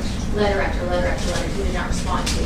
He already filed his documents to the court on Tuesday when he's leaving me voicemail saying, the court is telling us we have to make changes to the documents and submit them. The documents that were filed were not. So this is them basically, like I said, they're arguing out of the presence of the jury about evidence that they want in or out of the case, or, you know, this is like a discovery thing where they're like arguing about stuff that they want to present or not present to the jury. I haven't heard the argument, so I don't know which side it's on, but that's basically what this is. What's going on here? I apologize. This is what we have tried to convey. Since July, we've been trying to work with this gentleman to get his exhibits and to finish the exhibit, the joint exhibit list. We have filed a memorandum with a declaration that shows me, in August, repeatedly asking. Okay, let's fast forward. We have not. Maybe there's a lack of meeting at your current. Do you have all their documents yet? At 8:45, he handed them to me today. Okay. And we previously produced the documents and produced them as trial exhibits by service at 11:47 on Friday, which he disputes happened, but I have a proof of service. Okay. And if I may, my colleague would like to add something. Sure. May I, Your Honor? Go ahead. I just want to be clear that on Wednesday, I was moving my son into college and got a message from plaintiff's counsel that the court wanted us to make change to the documents. He did not respond to this. Peter said, this is detailed in something you filed with the court. Letter after letter after letter, he did not respond to. He already filed his documents to the court on Tuesday when he's leaving me voicemail saying, the court is telling us we have to make changes to the documents and submit them. The documents that were filed were not filed with my office. He was leaving voicemail saying we have to get the documents filed while he already filed the documents. Yeah, I just wanted you to know. Those are not our documents. Exhibits. Do you have you got their exhibits this morning? We got their exhibit book this morning. Okay. What, good morning? Art? Sorry, but we're trying to not trip over a wire. And I apologize for that, Your Honor. It almost killed me. All right, do y'all want to hear about this discovery stuff, or do y'all want to just fast forward to her testimony? Because if they let it in or whatever it is, we'll hear it in the trial. If they don't, then we won't. I mean, what y'all want to listen to their motion about not handing over documents, or do you want me to fast forward to when the girl gets back on the stand? Y'all let me know. And if you guys have not hit the like button, make sure you hit the like button. Y'all saying fast forward? All right, let's fast forward, because I mean, whatever document they talking about, if they let it in, then we'll hear it. I think that's adequate to put plaintiff's counsel on notice. And that's what I did when you asked, yes. I know, but he had to ask. So My apologies. Okay. My apologies. And this particular Allied document is a document that was produced from Allied's records, this email. We have an affidavit, No, authenticated. I don't have an issue with this. I mean, Okay. you refresh her recollection, and I think she agreed that she sent it. So, Well, and I showed him as I was passing what the discovery response was, but I'll be specific without him asking. so I need you all to work together a little bit more. Yeah, I wish we You could. shouldn't be fighting against each other. It's your clients that you're trying to represent here. So we need to put our heads together. Do we have a final verdict form? We did it, we filed one before and he approved it. Your Okay. Honor made one change to it, and I don't recall what it was, because Okay. we had, I think there were a few words that were different than the Okay. approved form. And that was done at the final status conference. Oh. We also. Let's back up just a little. Let's make sure we're not missing none of the testimony. Let me speed up the speed.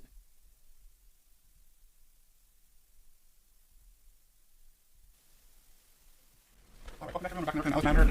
Counsel and the parties are present, as are the members of our jury. Ms. Ellis, you're on the stand, and you're reminded you're still under oath. Yes, sir. All right. You want to resume your cross-exam? Yes, All right, we back to the testimony. Let's back up just a little. One second. So, on that day in February of 2018, when you were on duty as a security guard, you were wearing black boots, right? Yes. And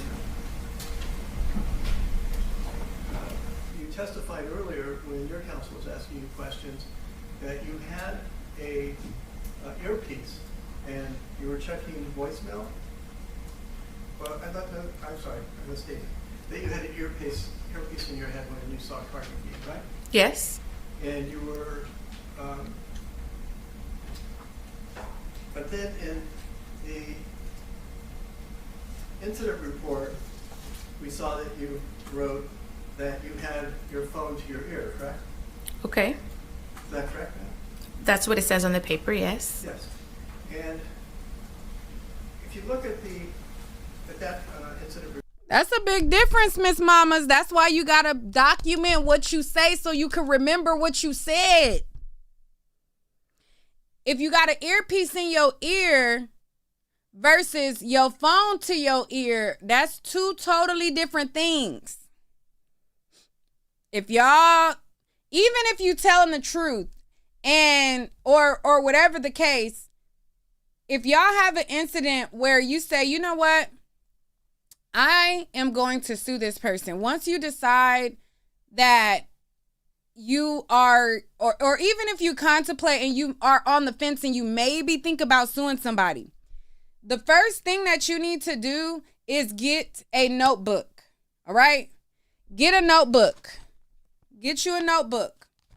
Write down in your notebook verbatim your recollection of what happened. All right?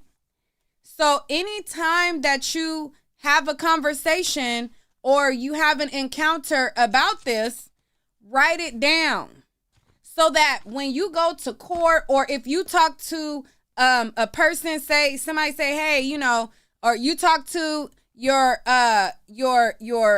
coworker or whoever, you have your recollection down so that you have one story. Because over time, even when you are telling the truth, you can miss details. Even if you, like, let's say in 2013 I bumped into a girl, we had an argument, and at the time, this is what happens.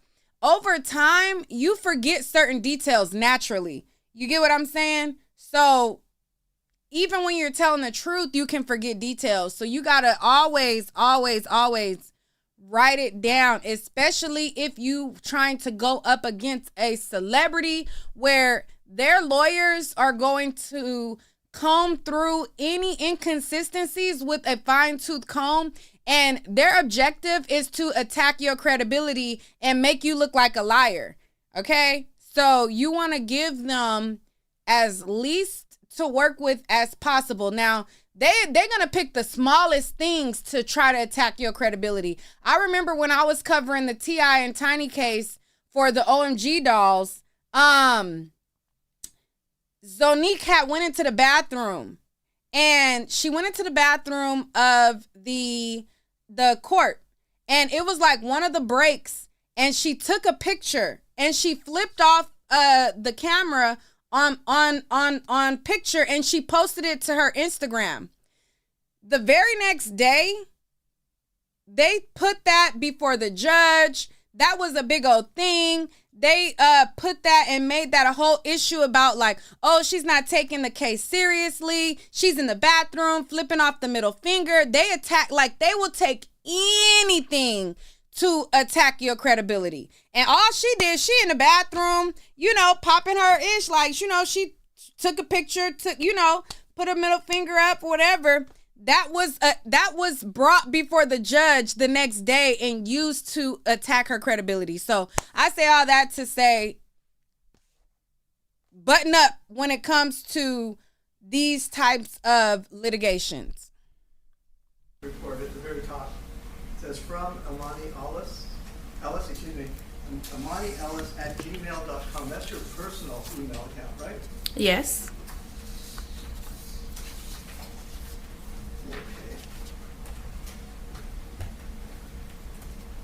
And is doing incident reports a normal practice in the security guard business?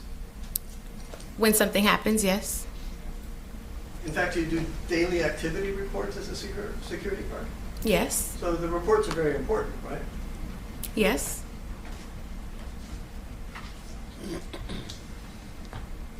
And in the incident report, when you were reporting back to your supervisor, you said that you were checking your voicemail, right? That's what the email says. The email that bears your name, right? Reporting on the incident that you have sued over. Okay. Is that correct? Yes. Okay. If we could turn in the blue book to File Exhibit 200.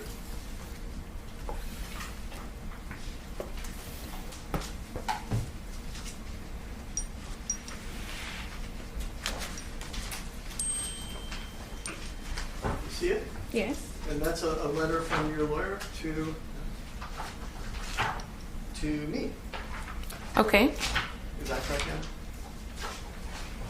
Ann? Yes. And if you go to the page that has a lot of blacked out entries,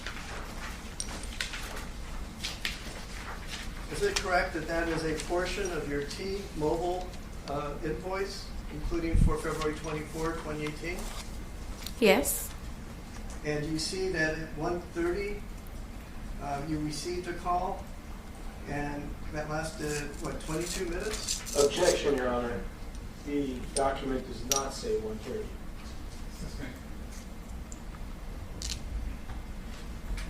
Well, maybe my glasses aren't, I need to get a new prescription. Do you see the entry? It's 1:10 p.m. for 22 minutes? Yes. Okay, that was a phone call that you received and talked on the phone for 22 minutes? Yes. Okay. And at 1:40, you made an 8-minute phone call? Yes. Okay.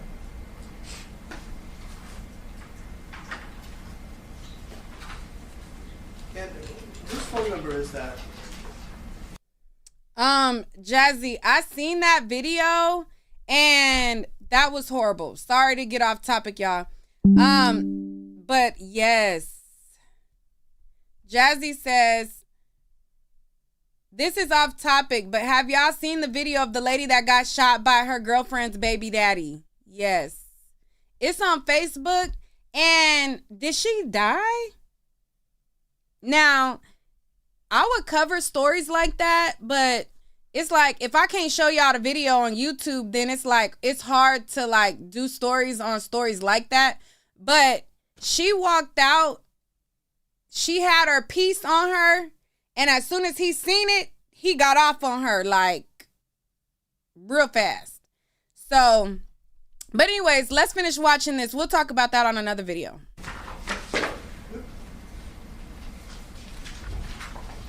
Which time are you referring to? 310-403-3656. I'm sorry, can you say that again? Yes, absolutely. I apologize. 310-403-3656. I don't know who the number belongs to, but it's probably a family member of mine. Is that Nicholas Jackson's phone number? I'll put it in the Probably, chat yes. for y'all if y'all haven't seen it.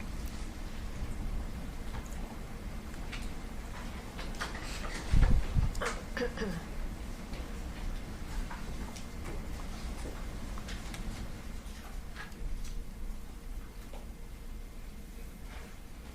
if we could go back.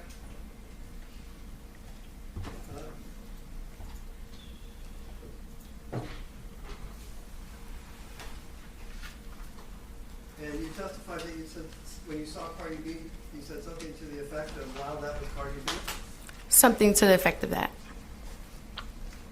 And at that point, as a security guard, you knew it would have been improper for you as a security guard to tell people that Cardi was a patient at a medical facility, correct? I didn't tell anyone that I saw her. Could you please answer the question, though? I can repeat it if you like. Okay. Isn't it true that as a security guard who'd been trained, as you said, and worked for 4 years, you knew it would have been improper for you to tell people that Cardi B was a patient at a medical facility? Objection, asked and answered. Answer. It would be improper, but I did not tell anyone I saw her.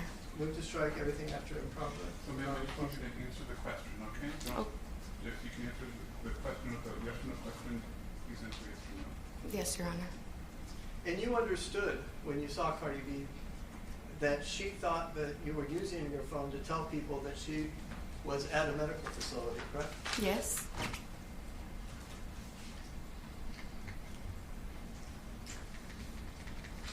And as I understand it, you denied that you used your cell phone to photograph or film Cardi B on that day. Is that correct?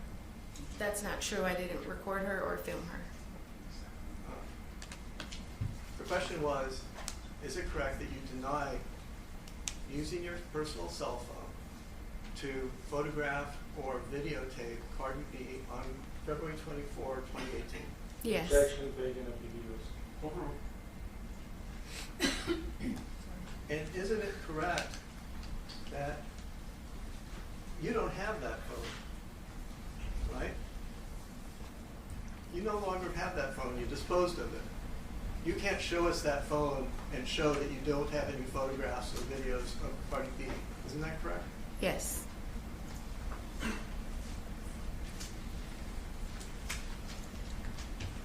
And rather than simply leaving, you stepped out of the elevator and told Cardi B to repeat what she said. Say it again. Isn't that what you did? No. Well, if we look at the incident report,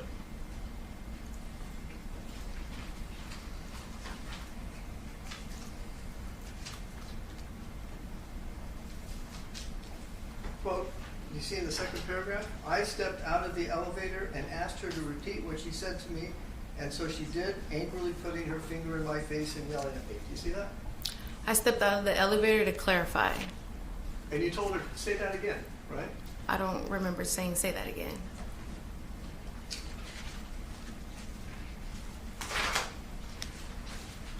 And your testimony was that you and Cardi B yelled at each other for 30 seconds? She yelled at me. My voice was firm because I was upset. Are you denying that you testified at your deposition and stated to Dr. McKenzie that you were yelling and cursing at Cardi B? I'm not denying it. I just wanted to clarify. And as you were yelling at Cardi B and people stepped out of her doctor's office, one of them stepped in. I'll post the between you. Facebook link if the other one didn't work, y'all. Yes, because she was in my face. And the people came out of the women's care doctor's office? Employees came out from the 5th floor. I would assume they were from women's care. And the woman who stepped in between you came out of that office? I believe it was her, yes. And you testified in your deposition that Cardi B spit at you after the other people came out of the doctor's office. Isn't that correct? She did. Move to strike as non-responsive. And if Why don't you just clarify the question? you testified at your deposition under oath, you said at that point that Cardi B spit at you after the other people came to intervene in the argument. Isn't that correct? Yes. And yet, in the report, you state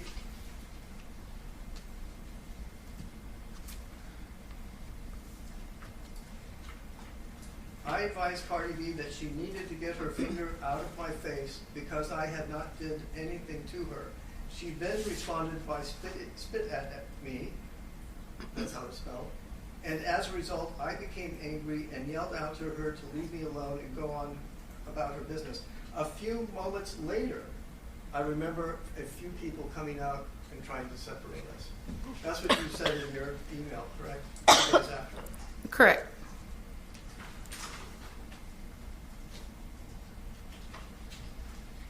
And you stated in your incident report that Cardi B's nails were 3 inches long that day. They were. Your Honor, if we could ask for an admonition for the witness to answer the questions I'm asking. Yeah, so please She did focus on answer the it. question and answer the question as asked. Yes, Your Honor. So when lawyers start doing this and the person is answering the questions, they're reading off of her disposition and trying to agitate her. Because he asked her, was Cardi B's nails 3 inches? Her answer was, they were. She answered the question. But he's saying she didn't answer it. Somebody in the comments say for her to say yes or no. Her saying they were is her saying yes or no. She said they were. So a lot of times when lawyers do this, they trying to get you riled up to show, girl, you just as about it, rowdy. The question is, you claimed in the incident report that Cardi's nails were 3 inches long that day. Isn't that true? Yes. And you testified at your deposition that Cardi pointed her fingernail at your face, right? Yes. And you state in your February 26, 2018 incident report, bear with me for a second.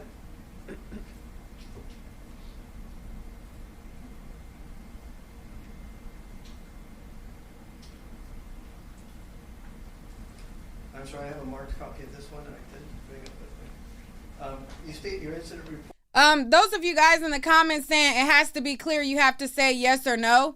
Every answer that you give does not have to be yes, no.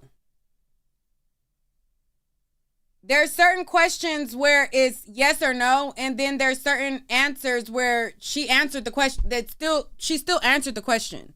She said they were.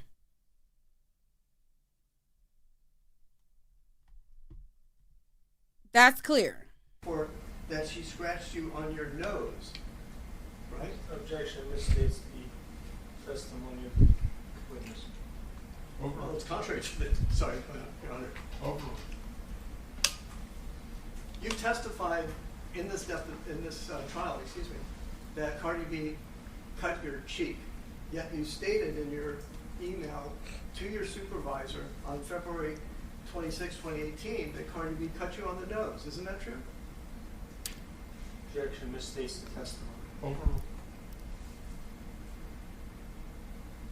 She put her finger in my face. Okay, first of all, you have testified here today under oath that Cardi B, 7 years later, that Cardi B cut your cheek, your left cheek. Isn't that true? Yes. And you state in your report 2 days after the incident that she scratched your nose. Quote unquote, third paragraph, at this time, She continued to yell at me and point her 3-inch acrylic fingernails into my face, scratching my nose. You see that? Yes, but into my face. You have to strike out everything after yes. Over, motion's denied. Y'all in the comments saying she didn't answer You the were question. clear She in your answered the question to me. deposition That you had changed the story to Cardi supposedly cutting your cheek, not her nose, right? No. You specifically testified to that, didn't you? I'm not sure I know what you're asking. At your deposition, you specifically testified that you were not scratched on your nose that day, you were scratched on your cheek. She touched my nose, but she scratched my cheek. Okay, but in the incident report, you state scratching my nose, right? You have to answer audibly. Yes, I'm sorry. And in fact, you demonstrated at the deposition how Cardi B supposedly was nose to nose with you, but jabbed your cheek. Isn't that true? Yes. And if we could show that. This is the video of the deposition where plaintiff demonstrates how she was supposedly scratched on the cheek. That's the deposition video. We may have to come back to that. Just you have to identify by page and line. Well, we'll have to come back to that because I don't have that. I have the deposition video. Actually,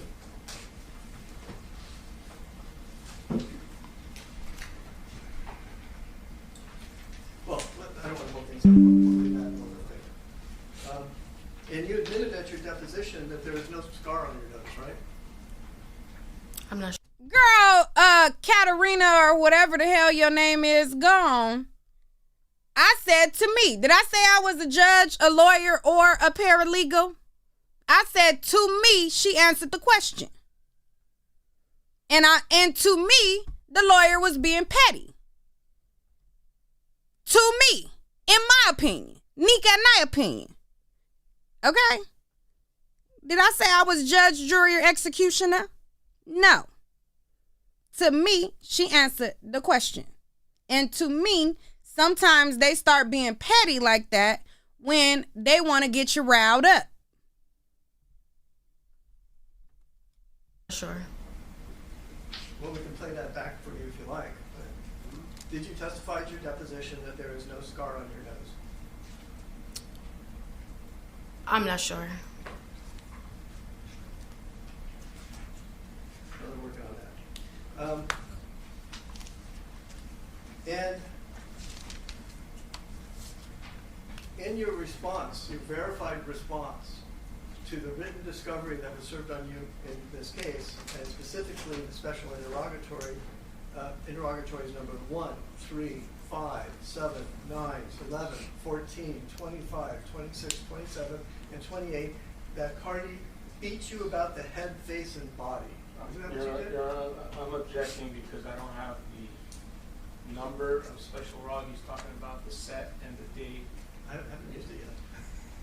What he's asking her about, I want to know what he's talking about. Why don't you break it down? I'm sorry, Your Honor? Why don't you break it down to the specifics? Sure. Interrogatory. Well, in light of counsel's objection, I can show the witness. It might be faster if you just read the interrogatory and the response.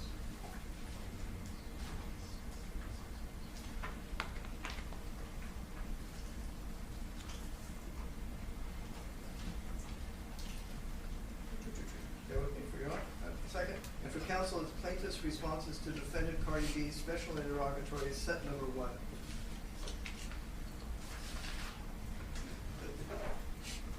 Is that the 2022? Yes, sir. August 9, 22?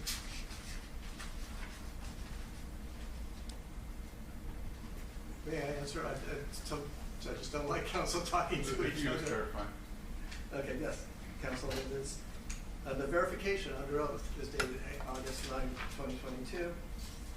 Thank you.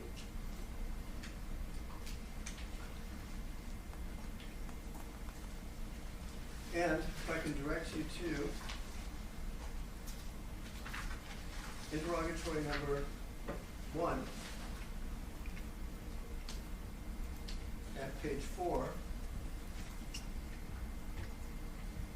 And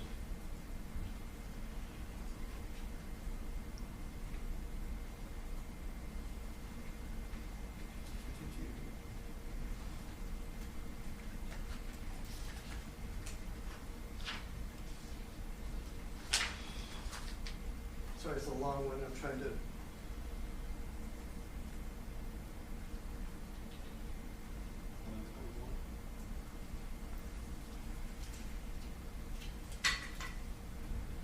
I mean, I don't want to hold this up, so I'm going to have to go back to it because somewhere in this long bolded thing of a page and a half, there's references to what I'm looking for.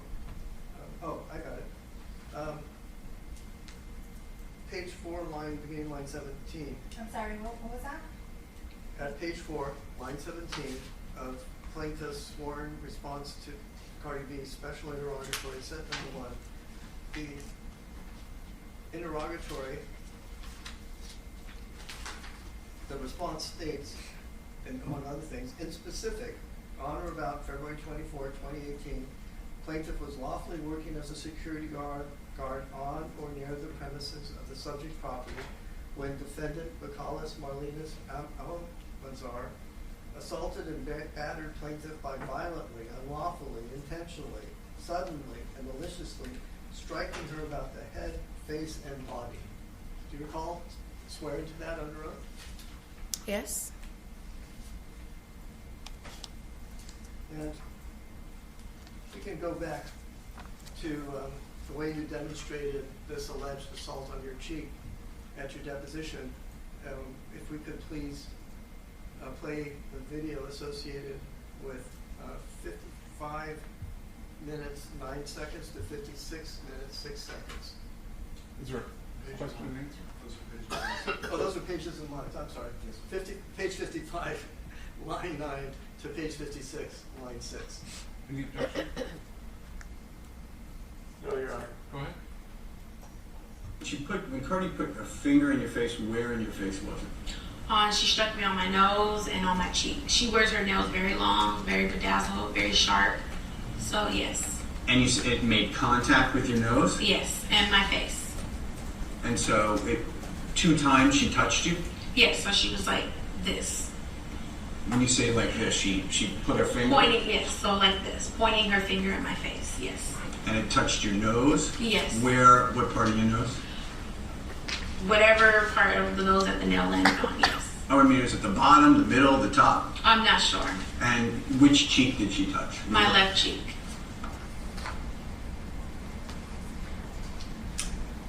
Thank you. Do you remember giving that testimony? Yes. And if you need a moment, you can look at the incident report, but isn't it correct that in the incident report, you made no claim that Cardi struck you about the head and body?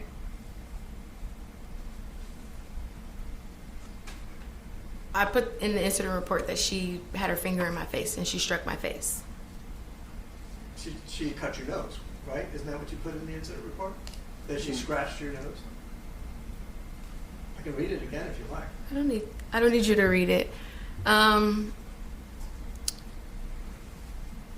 not sure. Is there anywhere in this incident report that you prepared and sent to your supervisor 2 days after this alleged incident? Thank you, that Riley. said that Cardi struck your body?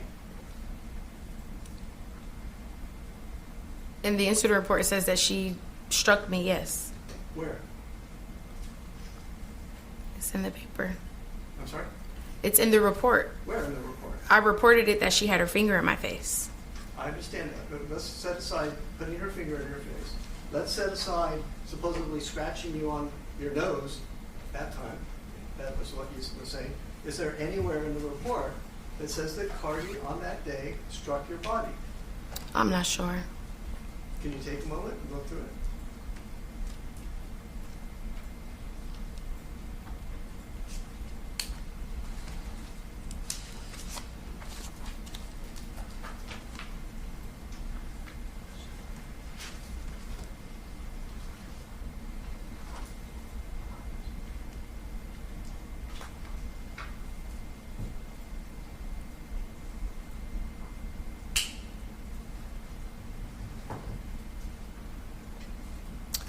As I'm reading it, I reported that she put her 3-inch fingernails into my face.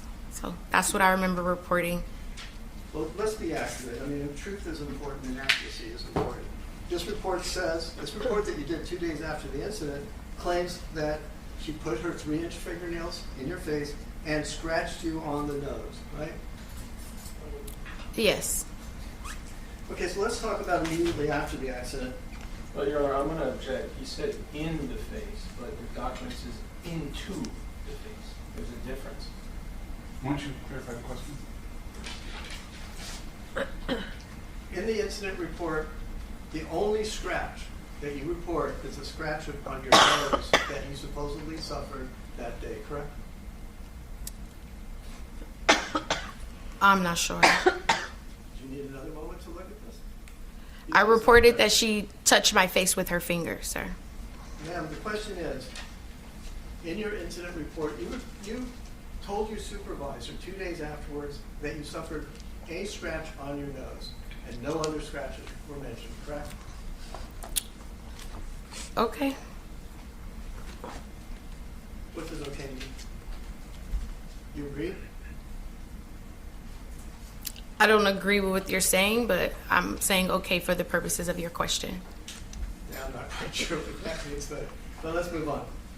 After the incident, you don't even know if there was any blood, right?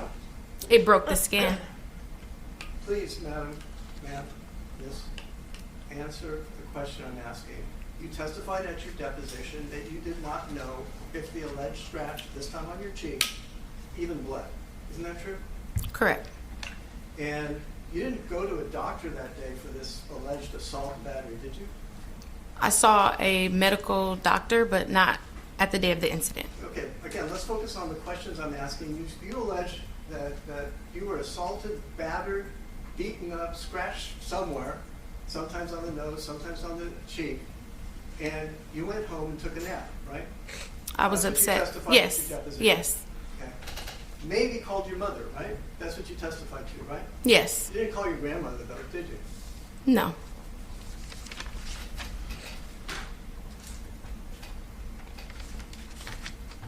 You never even put a Band-Aid on this alleged scratch, wherever it was, did you? Objection calls for speculation. No.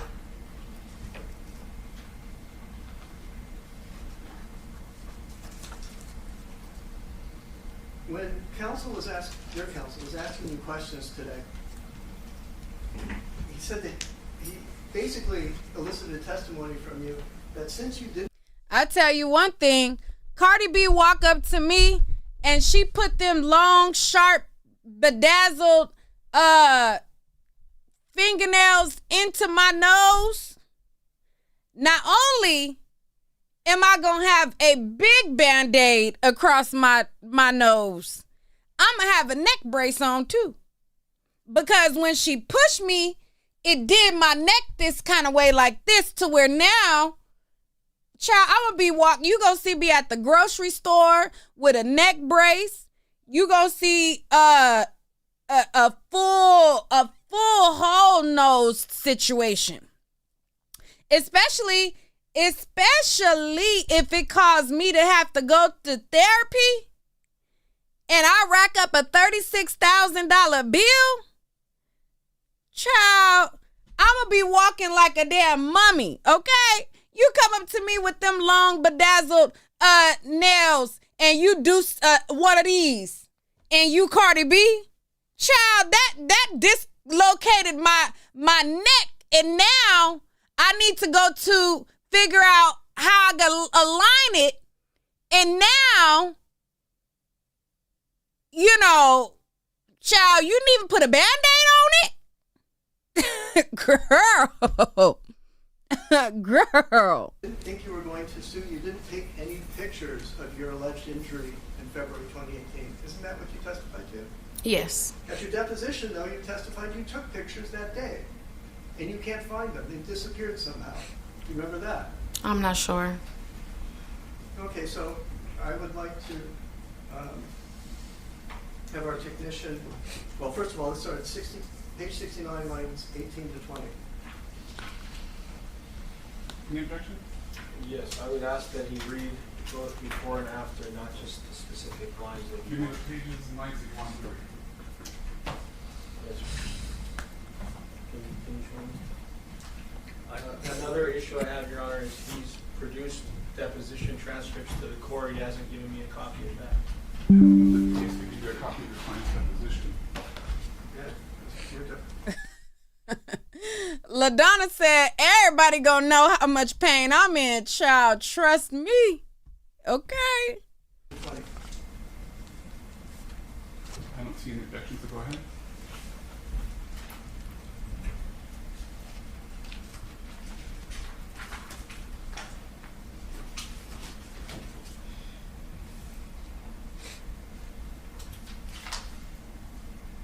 Solely concerned, true. Did you take any pictures of your face at the time? I did take pictures. Okay. There's several other examples where you testified that you took pictures, but somehow you just don't know where they are. You took pictures of the cut, that you supposedly suffered after this, or during this alleged assault, and you took pictures way back in 2018, but somehow can't find them. Is that what you testified to? Yes.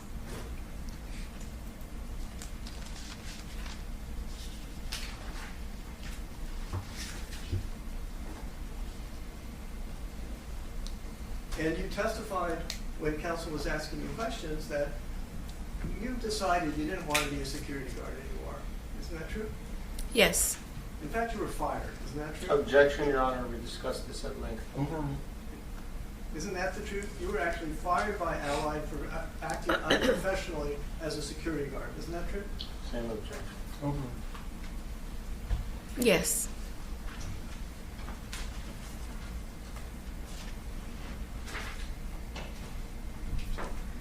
And in the incident report, you apologized to your employer, Allied, for acting unprofessionally and exposing them to potential liability. Is that true?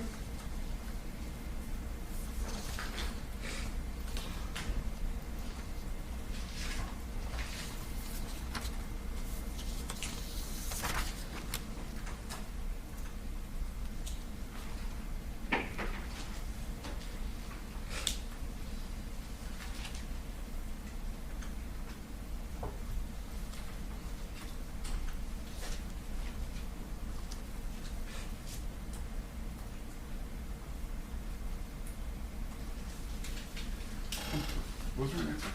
I'm sorry? Was there an answer? No, I guess we need a report, but if it helps, maybe I can direct her to the second page. Yes.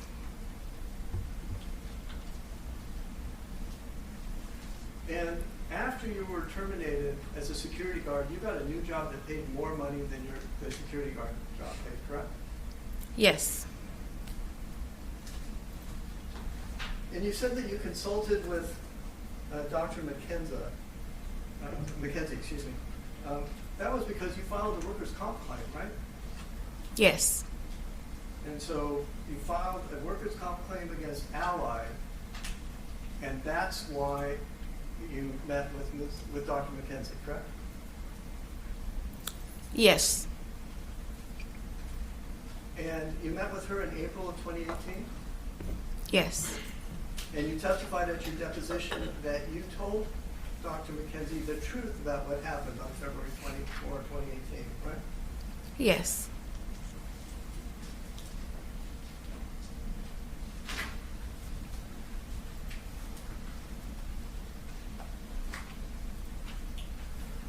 Okay.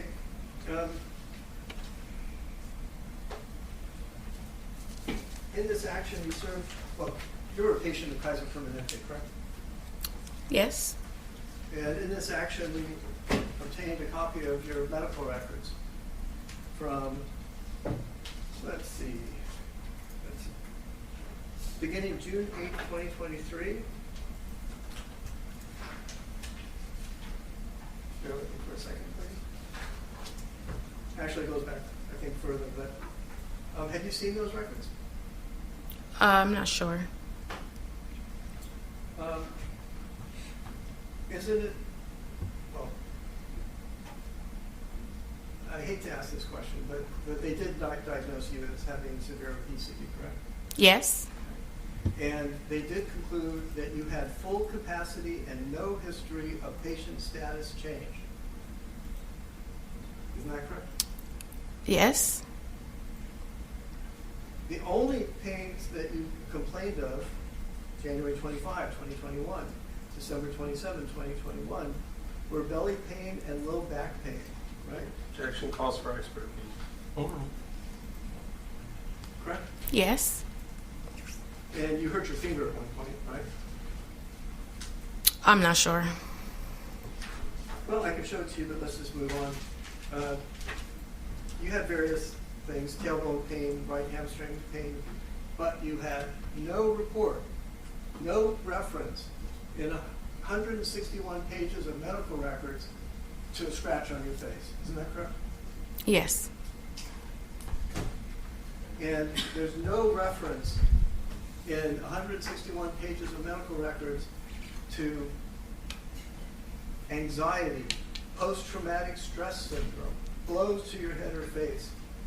Correct? Yes. That only came up when you filed this lawsuit, right? I'm not sure I know what you're asking. Also, you were in a car accident in 2021, isn't that true? Yes. And hit your head. Yes. You were in a car accident again in November of 2023 on Pico Boulevard, right? I'm not sure if it was on Pico, but it was in that area, yes. Right. You sued over that, right? Yes. Okay. Your Honor, if I may, if I could just consult with my colleague, I think I may be close to done.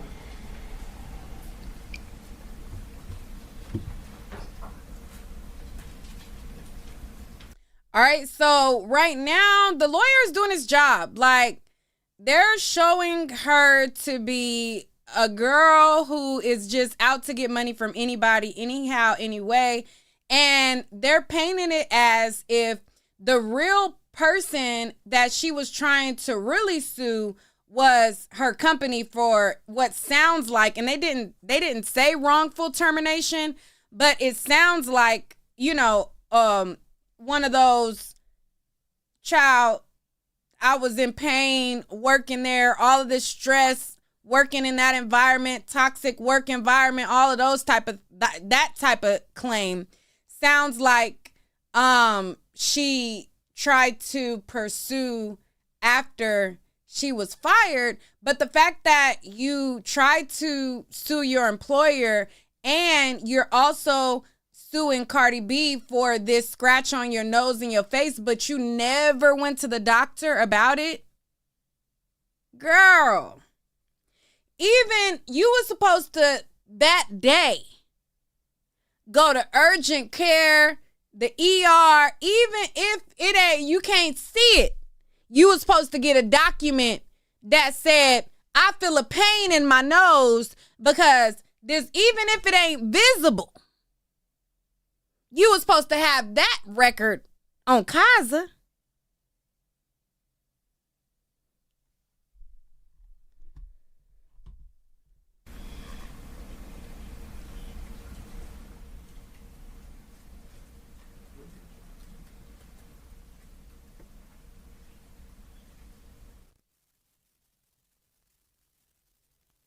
Cardi B put her finger in my face. My nose is in so much pain. Oh my God, it hurt every time you touch it, doctor. You touch it again. It's painful.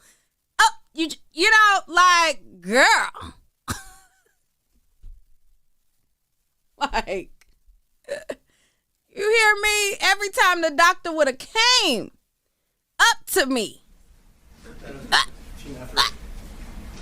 You can bear with What's me. your pain level? I'm sorry. It's so. Girl, We you talked didn't about get how me. you told Dr. McKenzie the truth about what happened, right? Yes. And you told her that Cardi B almost scratched you. Isn't that true? I'm not sure saying almost.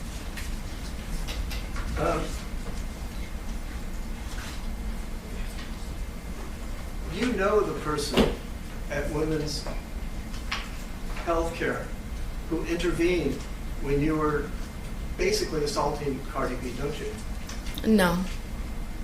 Well, isn't it true that 3 weeks after that event, you called up Tiara Malcolm, the receptionist, who put her body in between yours and Cardi B's and took your blows? You called her up to try and get her to help you in this case. Isn't that true? I'm not sure.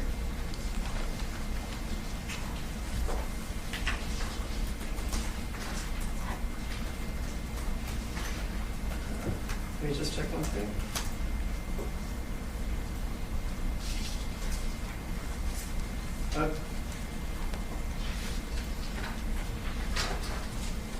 So I want to be thorough.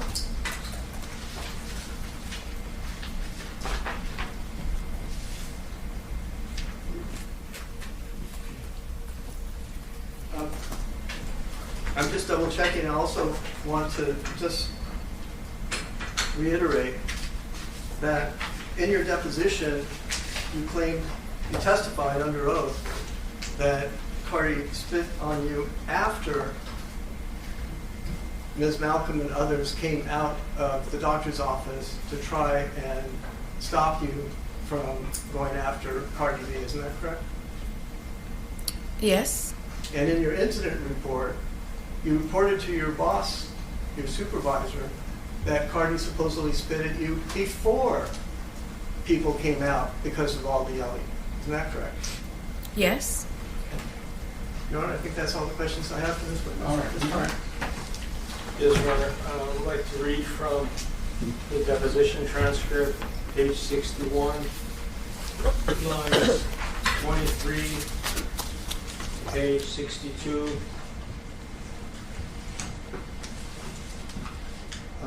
Let me turn this over to you. Page 62, line 14. I'm sorry, counsel, I was trying to get out of the podium so you could take it. What pages? Page 61 to 62. You want the line? Yes, please.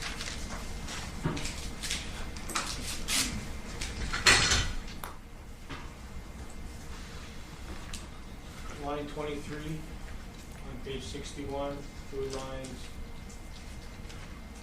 All right, so Cardi B's lawyer is done for now, and now this is her lawyer basically trying to redeem her for some of this testimony.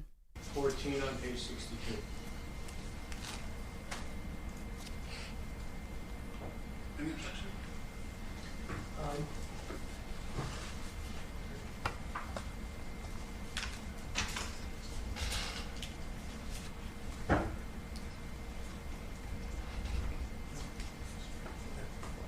No objection, Your Honor. Go ahead. Thank you, Your Honor. So, question, did you fill out any written paperwork about the incident? Answer, there was an incident report made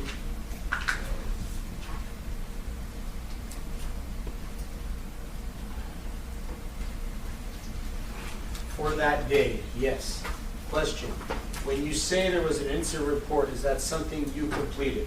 Answer, yes. Question, when did you prepare the incident report? Answer, I'm not sure. Part of what Jasmine wanted me to do was write an incident report. I'm not sure how long after it was done. Question, okay, when you say an incident report, is that something where you send an email or is it a pre-printed form that you complete?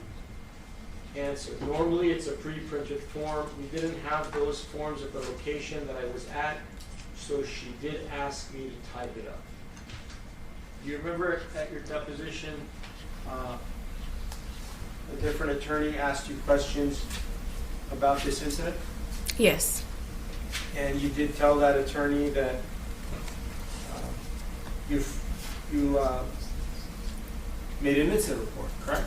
Yes. And that's the 2-page email that counsel asked you about? Yes. And in your incident report, All right, if you guys think that he's going to be able to redeem her, put a 1 in the chat. If y'all think that he's not going to be able to redeem some of the inconsistencies, put a 2. If you have not hit the like button, hit the like button. What are you doing? Why are you playing? And if you ever want to donate to the channel and you like, you know, me covering court cases, or you like watching it with me, or whatever the case, y'all know y'all can always support via Cash App if you choose to. All right. But let me know if y'all think he's going to be able to redeem her. On paragraph 3, it states that at this time she continued to yell at me and point her 3-inch acrylic fingernails into my face, scratching my nose. I advised Cardi B that she needed to get her finger out of my face because I had not did anything to her. So, when you wrote this incident report, you estimated that the fingernails were 3 inches long? Yes. And when you said that the fingernails went into your face, what did you mean by that? I meant when she was going like this, her nail touched my cheek, touched my nose. Did it actually cut your cheek? Yes. Did it cut your nose? No.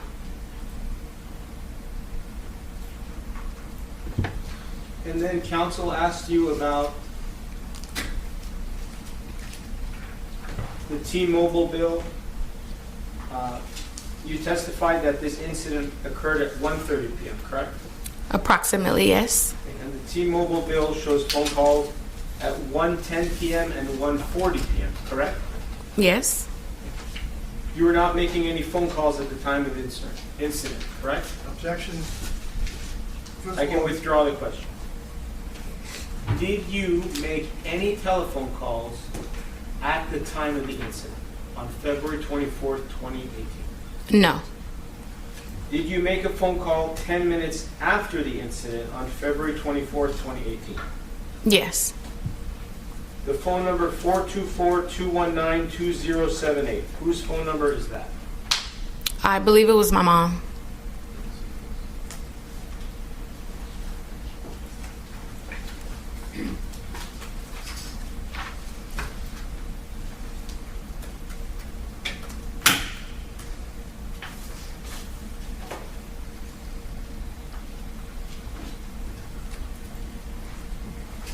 Did you tell anyone that Cardi B was at this medical facility just before the incident occurred on February 24th, 2018? No. If you did do that, does that give Cardi B the right to assault and battery? objection, Your Honor. Assisting.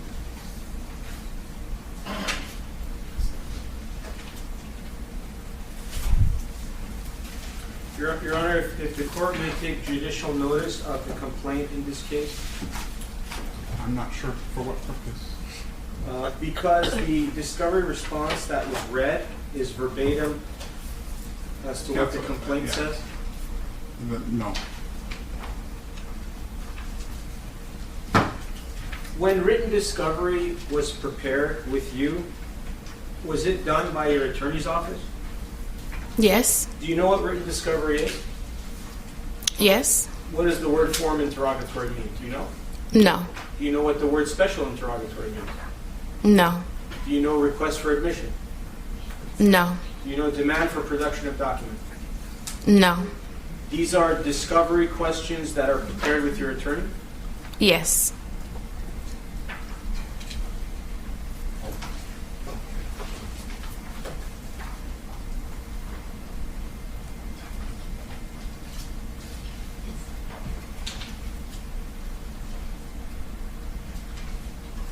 When I asked you earlier if any pictures were taken,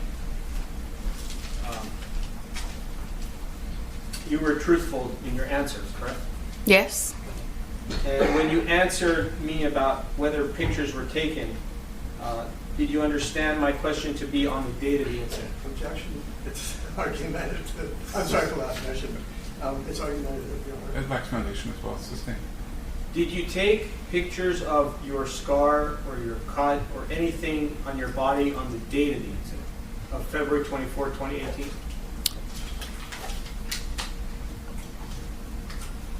I'm not sure. Did you at some point later on take photographs?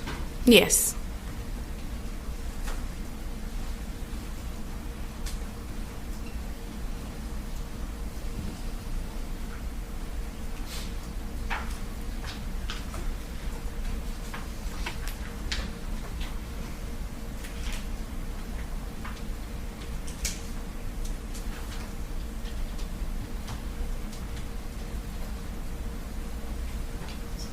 And my whole thing is, even ASAP Relly had his knuckle scrape.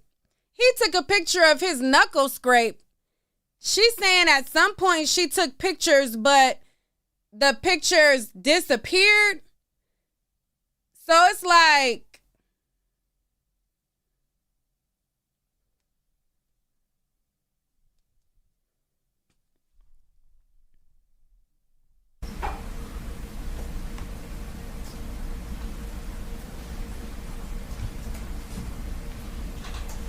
When you treated with Dr. McKinsey for your claim, whether it was for a work comp claim or not, were you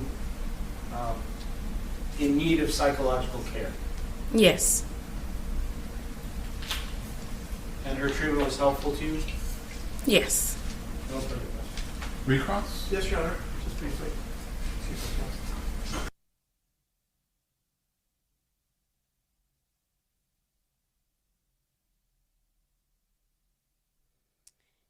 Somebody said the pictures from 7 years ago.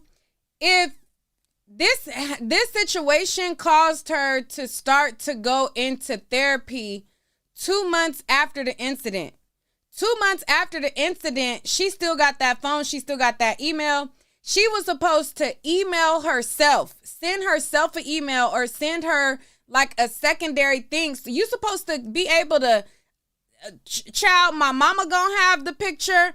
My auntie gonna have the picture. If I'm suing you and it caused me to go to therapy and I gotta get plastic surgery, everybody gonna have that picture in case something happened to this phone and I lose the picture. We gonna have a record of the picture, you know? So, they blacked the screen. Let me fast forward it. But can you guys hear everything okay from the court? It's no sound right this second, but let me start. Let me see how long they have the screen black.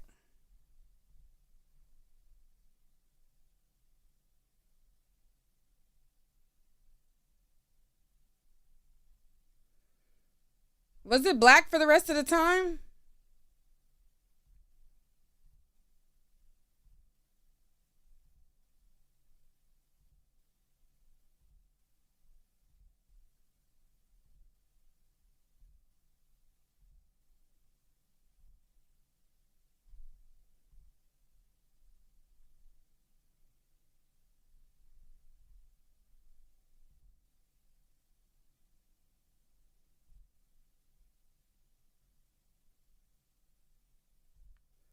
All right, so that was all for yesterday.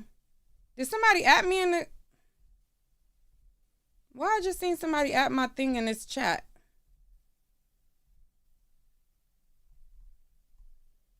Somebody added my name in here. All right, so that was all for the day. So that was day one of the testimony. And y'all let me know what y'all think about it. What do you guys think is going to be the outcome based on her testimony so far? Now, Cardi B is slated to give her side of the story, and she's slated to give her accounts of the situation. And, you know, in these types of situations, it boils down to who the jury finds the most credible and if they are glamored by celebrity or not. A lot of times, even if you got all your ducks in a row, you telling the story, everything is correct, a lot of times people are enamored by celebrity. And she is a veteran at lawsuits at this point. You know, she sued Tasha K. She sued the guy who that tattoo, the guy had the tattoo and then she used it for the album art. That guy ended up having to pay her. She sued, like she ain't new to this, she true to this. So when it comes to her going through these lawsuits, when she gets on the stand, you know, she has, you know, that a way about her that I think would probably captivate a little bit better than what the girl was doing. And it's like, whenever I cover these type of cases, what I noticed is a lot of times, a lot of us don't show up to jury duty. So when a lot of us don't show up to jury duty, then it leaves other people who are not black, the majority, on the jury pool. Now, they're judging you from your disposition, the way you answer the questions. Are you saying anything consistent or inconsistent? Now, Cardi B's lawyers are high-paid lawyers, so I'm going to assume they done walked her forward and backward through what she's supposed to say on the stand, what the evidence is, what questions they might be asked of her. All of these things she's going to be prepared for. So the only thing is, I wish that if this girl was going to sue Cardi B, that she was a little bit more prepared, because some of the responses to what she said, I feel like she should have been more prepared for that. Like, if you sent your job a email and you gave them an incident report and you were saying, you know, I act out of character, child, hopefully this don't fall back on y'all, and then you end up fired. Like, all of these things, you need to be prepared for these questions. You need to be prepared for when they come at you about, well, isn't it true that you just, you know, you got fired and like, I don't know. I just wish she would have been a little bit more prepared on what she said in the report versus what she saying on the stand. And I'm gonna give her grace based on, you know, this is a time lapse. This was 7 years ago, but still, you know, coming to court, you don't have no pictures. You didn't go to the doctor for this. You don't have even a ER discharge that day saying that my cheek is sore, you know, my cheek swollen, or you don't have no record of this being an issue until you file a claim against your work. And that right there, you know, they can look at a certain particular type of way. Now, in my opinion, Cardi B's demeanor was a little bit like, you know, snobby, but she could feel like this is a waste of time. And she can express that when she gets on the stand and she gives her account of the situation. I was pregnant. I was hormonal. I didn't really, you know, want anybody to know yet. I had not revealed that I was pregnant. She was recording me. And then it was like, what happened with the whole, if she made a call at that time or not? Didn't she say she was on the phone and the phone was to her ear or whatever? And the call was made at what time? I got to listen back to that. I got to listen back to what she said about her being on the phone. And then when they said the call was made. Now, the jurors, when they go back to deliberate or determine, you know, if Cardi B is liable or not liable, they're going to have those things like the record that shows like, okay, she, like her phone log that they got when they talk about that. They're gonna have that record and say, you know, she was on the phone or she wasn't on the phone at that time, or she did or she, you know what I mean? Like, and all of those things are going to be deciphered and looked through. So I gotta listen back to see, like, was she on the phone 20 minutes while Cardi B was there, or did they say there was no call? I gotta listen back to that part and pay close attention to the time, because they said that she was on the phone for 20 minutes. He said it was at 1:10, and then he said something about, I got to listen back to that part to figure out if I gotta listen back to that part.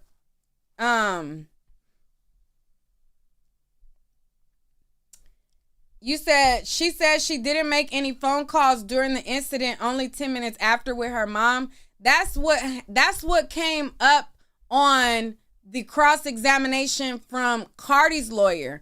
But I'm talking about when she was on the phone, when it was her lawyer. Let me go back real quick. Because he said something about the phone being to her ear or something. Hold on, let me just see. You work on February 24th, 2018? Yes. And if you look towards the end, 7-022, is that the area where the incident took place? Were you intending to sue Cardi B at that moment when the incident occurred? No, I was not. Yes. And that's the elevator that you entered, right? Yes. It's a relatively small elevator, isn't it? Yes. And 7-011, Let me see what he said about the phone. is that a photograph of the elevator area where the incident took place that we took recently? Yes. And obviously on the day of the incident, you were there. It was a Saturday, right? Yes. Was it this way with garbage all around or not? Not at that time, no. 7012 and 7013 and 7014 and 7015 are photographs of the hallway leading up to the elevator bay, correct? Yes. And did Miss Cardi B walk down the hallway after she spoke with you and came back, or did everything happen right at the elevator bay? She did. She came out and looked around, and then when she heard what I said, she turned back around to approach me. So if we could go to... Okay, you're right. It says, he says she was listening to her voicemail because her mom has cancer and she don't always catch her calls. Right. Yeah. The jury understanding of what kind of building we're dealing with? Yes. To protect its building. Yes. When were you supposed to go see her in concert? I'm not sure of the date. It was sometime in 2018. What year were you born? 1990, to clarify the misunderstanding. Did you also... A lot of words, and again, When were you supposed to go see her in concert? I'm not sure of the date. It was sometime in 2018. And you're very close with your grandmother, Diane Schmidt, is that correct? Correct. How old is your grandmother? She's 79. Did she have information about this incident objection?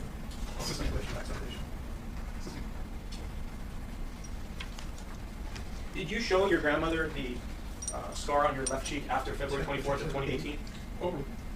Could you repeat the question, please? Did you show the cut on your left cheek after February 24th of 2018 to your grandmother, Diane Schmidt? Yes. And what year were you born? 1992. And how many brothers and sisters do you have? I'm the oldest of 5. And your grandmother has seen you regularly from birth up to the present time? Yes. And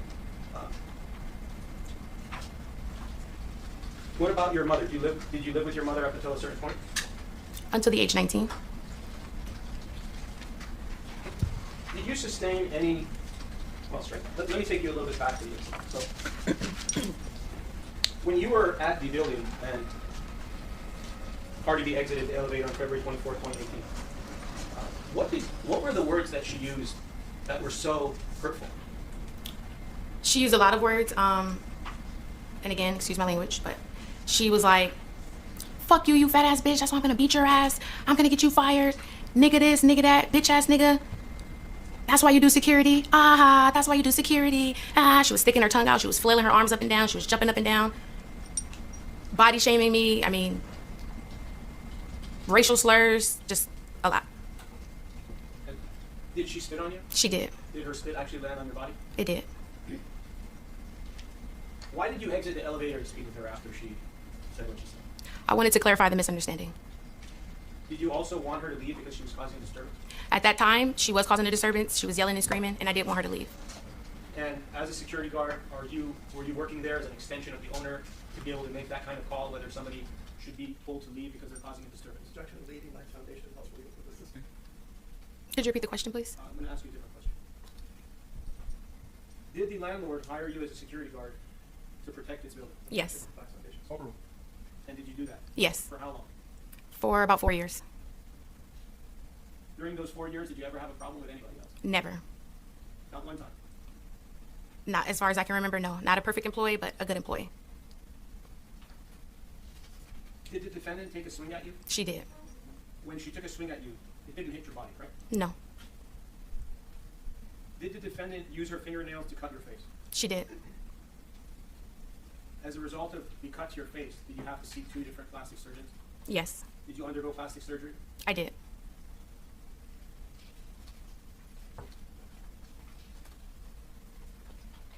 Your Honor, if I may show exhibit number 7. What's it? It's not the photograph. You never disclosed it. 22 photographs that we discussed earlier. I'm going to let him show the photographs. For the record. What's that? I'm sorry, for the record, read that. Oh, can you just identify by number? Yes, Your Honor. Would it be okay to get one of those photographs? I'm trying to replay and get to the part where she talks about being on the phone, y'all. We already watched this, though. Your Honor, I would like to show exhibit 7-001. I understand you're objecting to their admission. Do you want them to lay foundation, or are we going to stipulate foundation? Well, that's right, Your Honor. You want I to thought you were stipulate? asking him what is lay foundation. Do you want them to lay foundation, or you stipulate to it? No, it doesn't. Okay. Then why don't you show the photograph to your client first to identify what it is? Yes, Your Honor. If you can look into that notebook on your right, will be number 7. You only had her authenticate number the first page. You just want to have her come through it and verify that the photographs you took. Yes, Your Honor, I will do so. If you can look at 7-001 through 7-022, if you can look at all those photographs. Are those photographs of the building where you worked on February 24, 2018? Yes. And if you look towards the end, 7-022, is that the area where the incident took place? One second. Yes.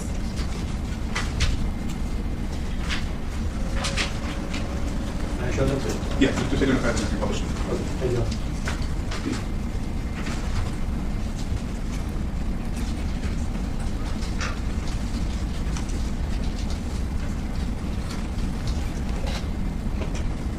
Okay, I'm just going to show exhibit 7-001.